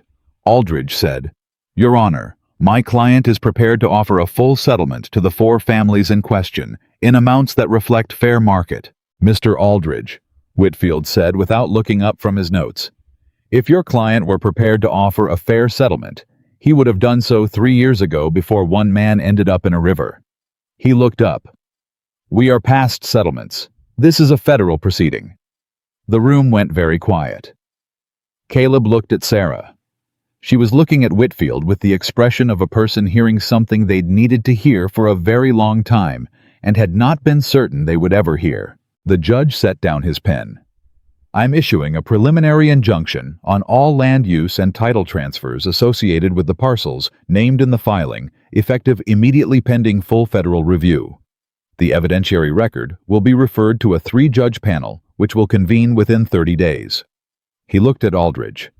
Your client will cease all operations on the contested parcels and will make no contact with any witnesses listed in the filing.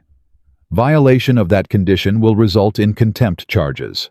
He looked at Greer. Your filing is formally accepted. Supplementary evidence may be added to the record within 10 days. He stood.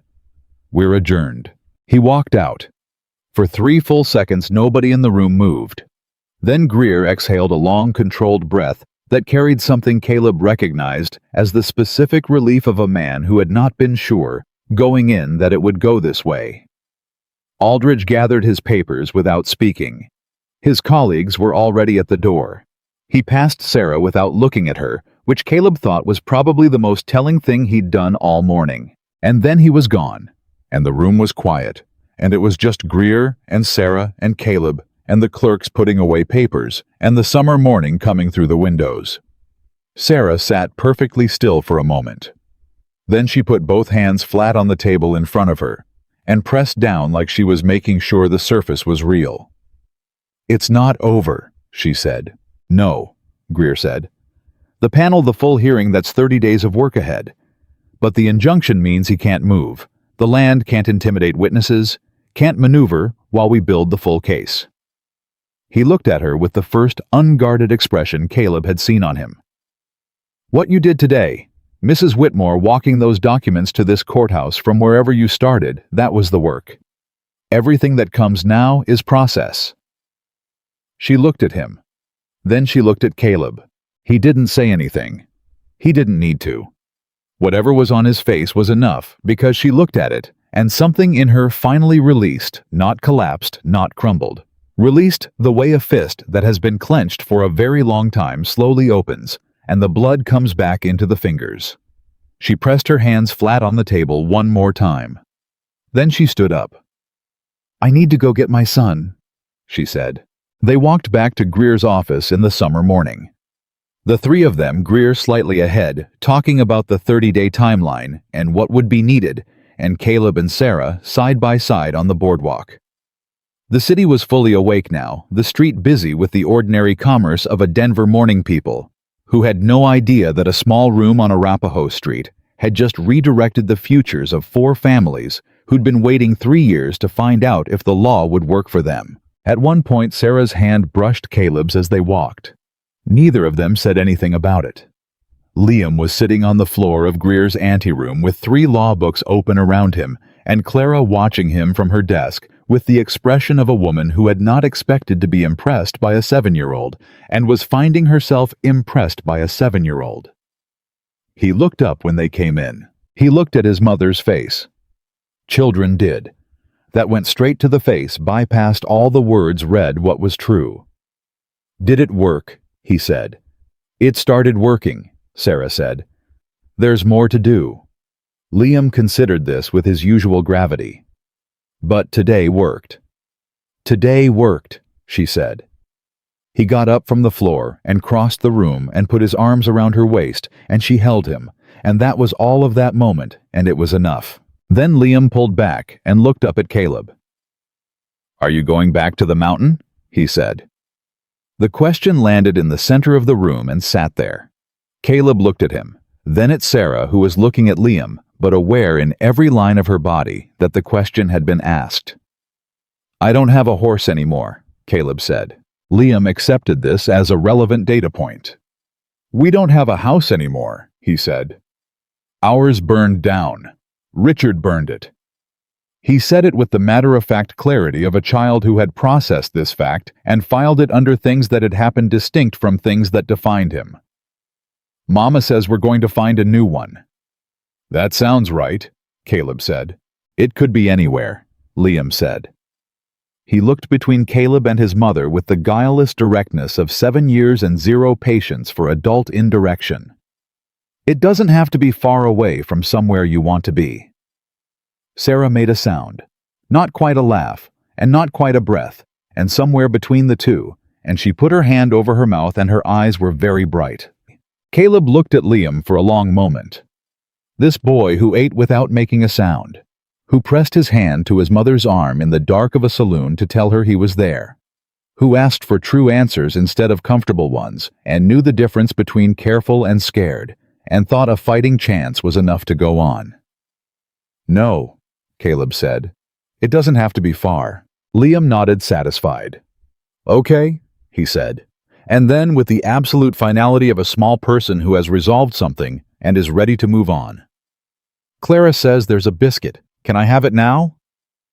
Clara had already retrieved it from her desk. She held it out. Liam took it, said thank you with genuine sincerity, and went back to his books. The week that followed moved with the specific momentum of legal process. Once set in motion, witnesses located and deposed, the Corwin father brought up from Pueblo with his son, both of them giving statements that corroborated every detail Sarah had documented. The two other families whose land had been taken sent written depositions through their own attorneys, newly emboldened, now that a federal injunction was in place, and Richard's reach had been formally curtailed. Marcus Hale gave his full testimony on the fourth day. Caleb was not in the room when it happened, but Greer told him afterward that Marcus had been thorough and specific, and had not minimized his own role in tracking Sarah across 3 weeks of open country. He said something at the end, Greer told Caleb. Off the record. He said he'd been a tool for a long time, and he wanted to be something else. What did you say? Caleb asked. I said choosing to be something else was the first step toward being it. Greer looked at him. Same as anything, I suppose. Richard Hale arrived in Denver on the third day with his lawyers and a demand for a private meeting with the presiding judge that was denied within the hour. He gave a statement to a Denver newspaper claiming the proceeding was politically motivated and the evidence was fabricated. The Denver paper ran it on the third page. The federal court ran the injunction on the first page of the official record and didn't comment on what Richard Hale said to newspapers.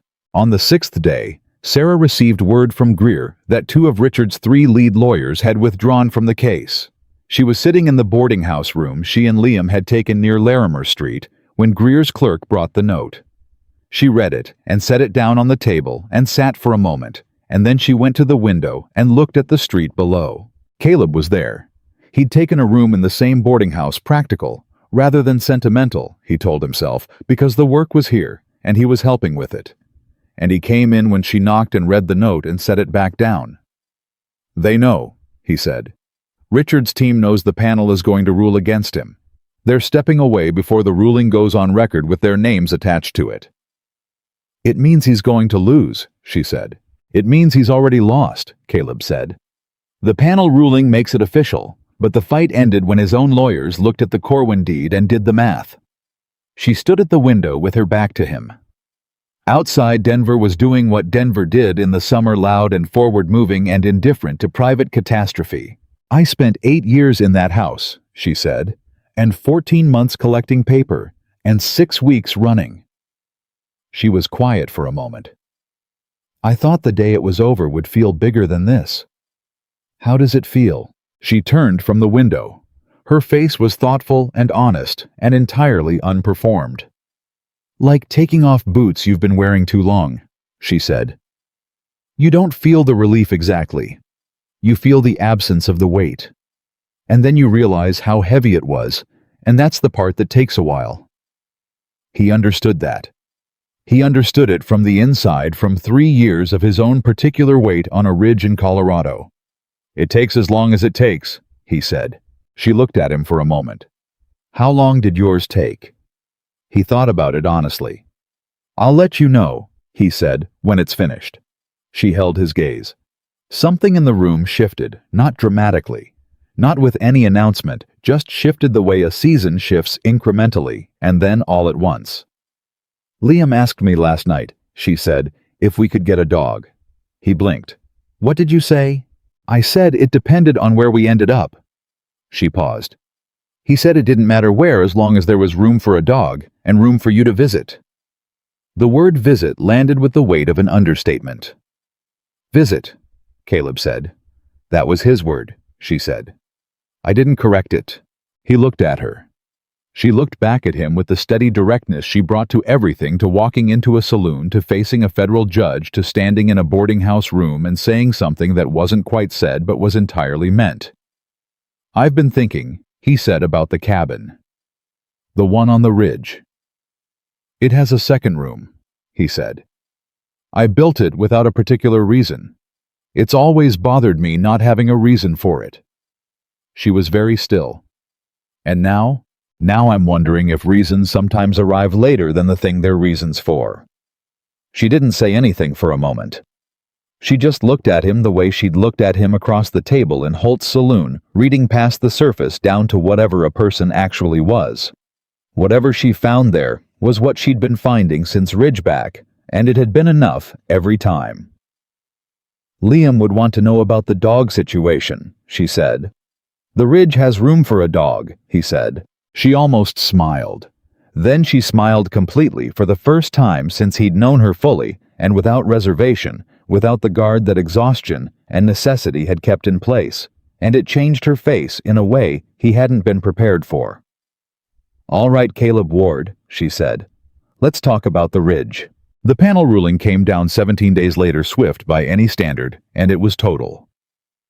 Richard Hale's land claims on all 4 contested parcels were invalidated. The county recorder's altered filings were referred to the territorial attorney's office for criminal review. Richard himself faced a separate federal charge of obstruction for the intercepted correspondence and the false confirmation letter sent in Greer's name charges that Aldridge, the one remaining lawyer, the most tenacious of them, would spend the next year trying to mitigate. The 4 families were notified by Greer's office the morning the ruling came down. The Corwin father wept on the telephone in the relay station in Pueblo, and the operator who patched the call through later told Greer's clerk it was the first time in his 20 years on the line that he'd had to step away from his station for a minute to collect himself. Sarah was in Greer's office when the ruling arrived. She read it standing at his desk, and when she finished, she set it down very carefully, like it was something that required handling, and then she said, "Thank the Corwins. Tell them I'm glad."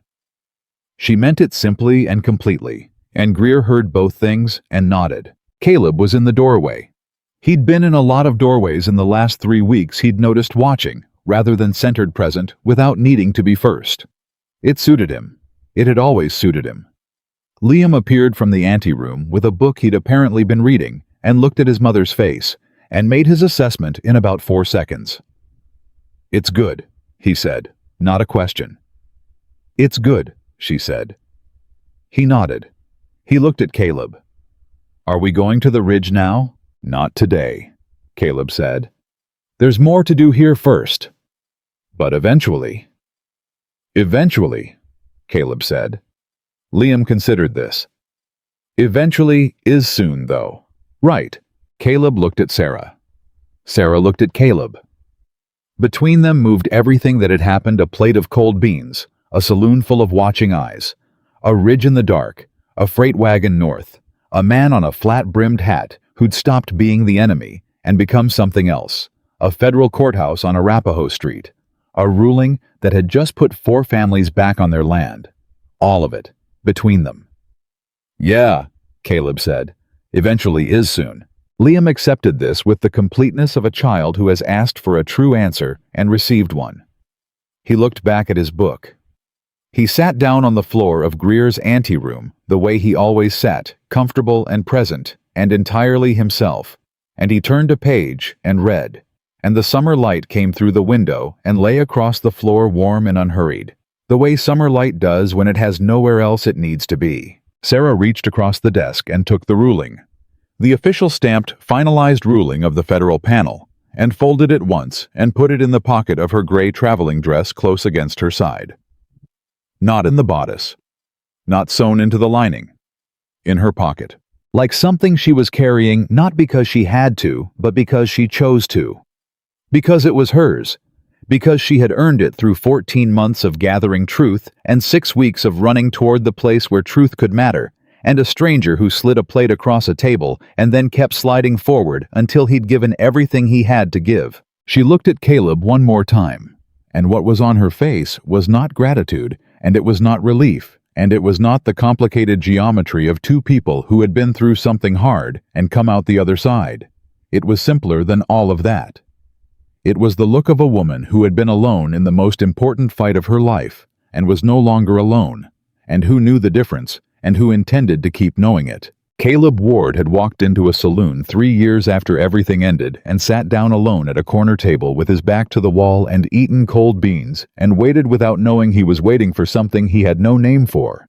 He had a name for it now, and it was not going back to the Ridge alone.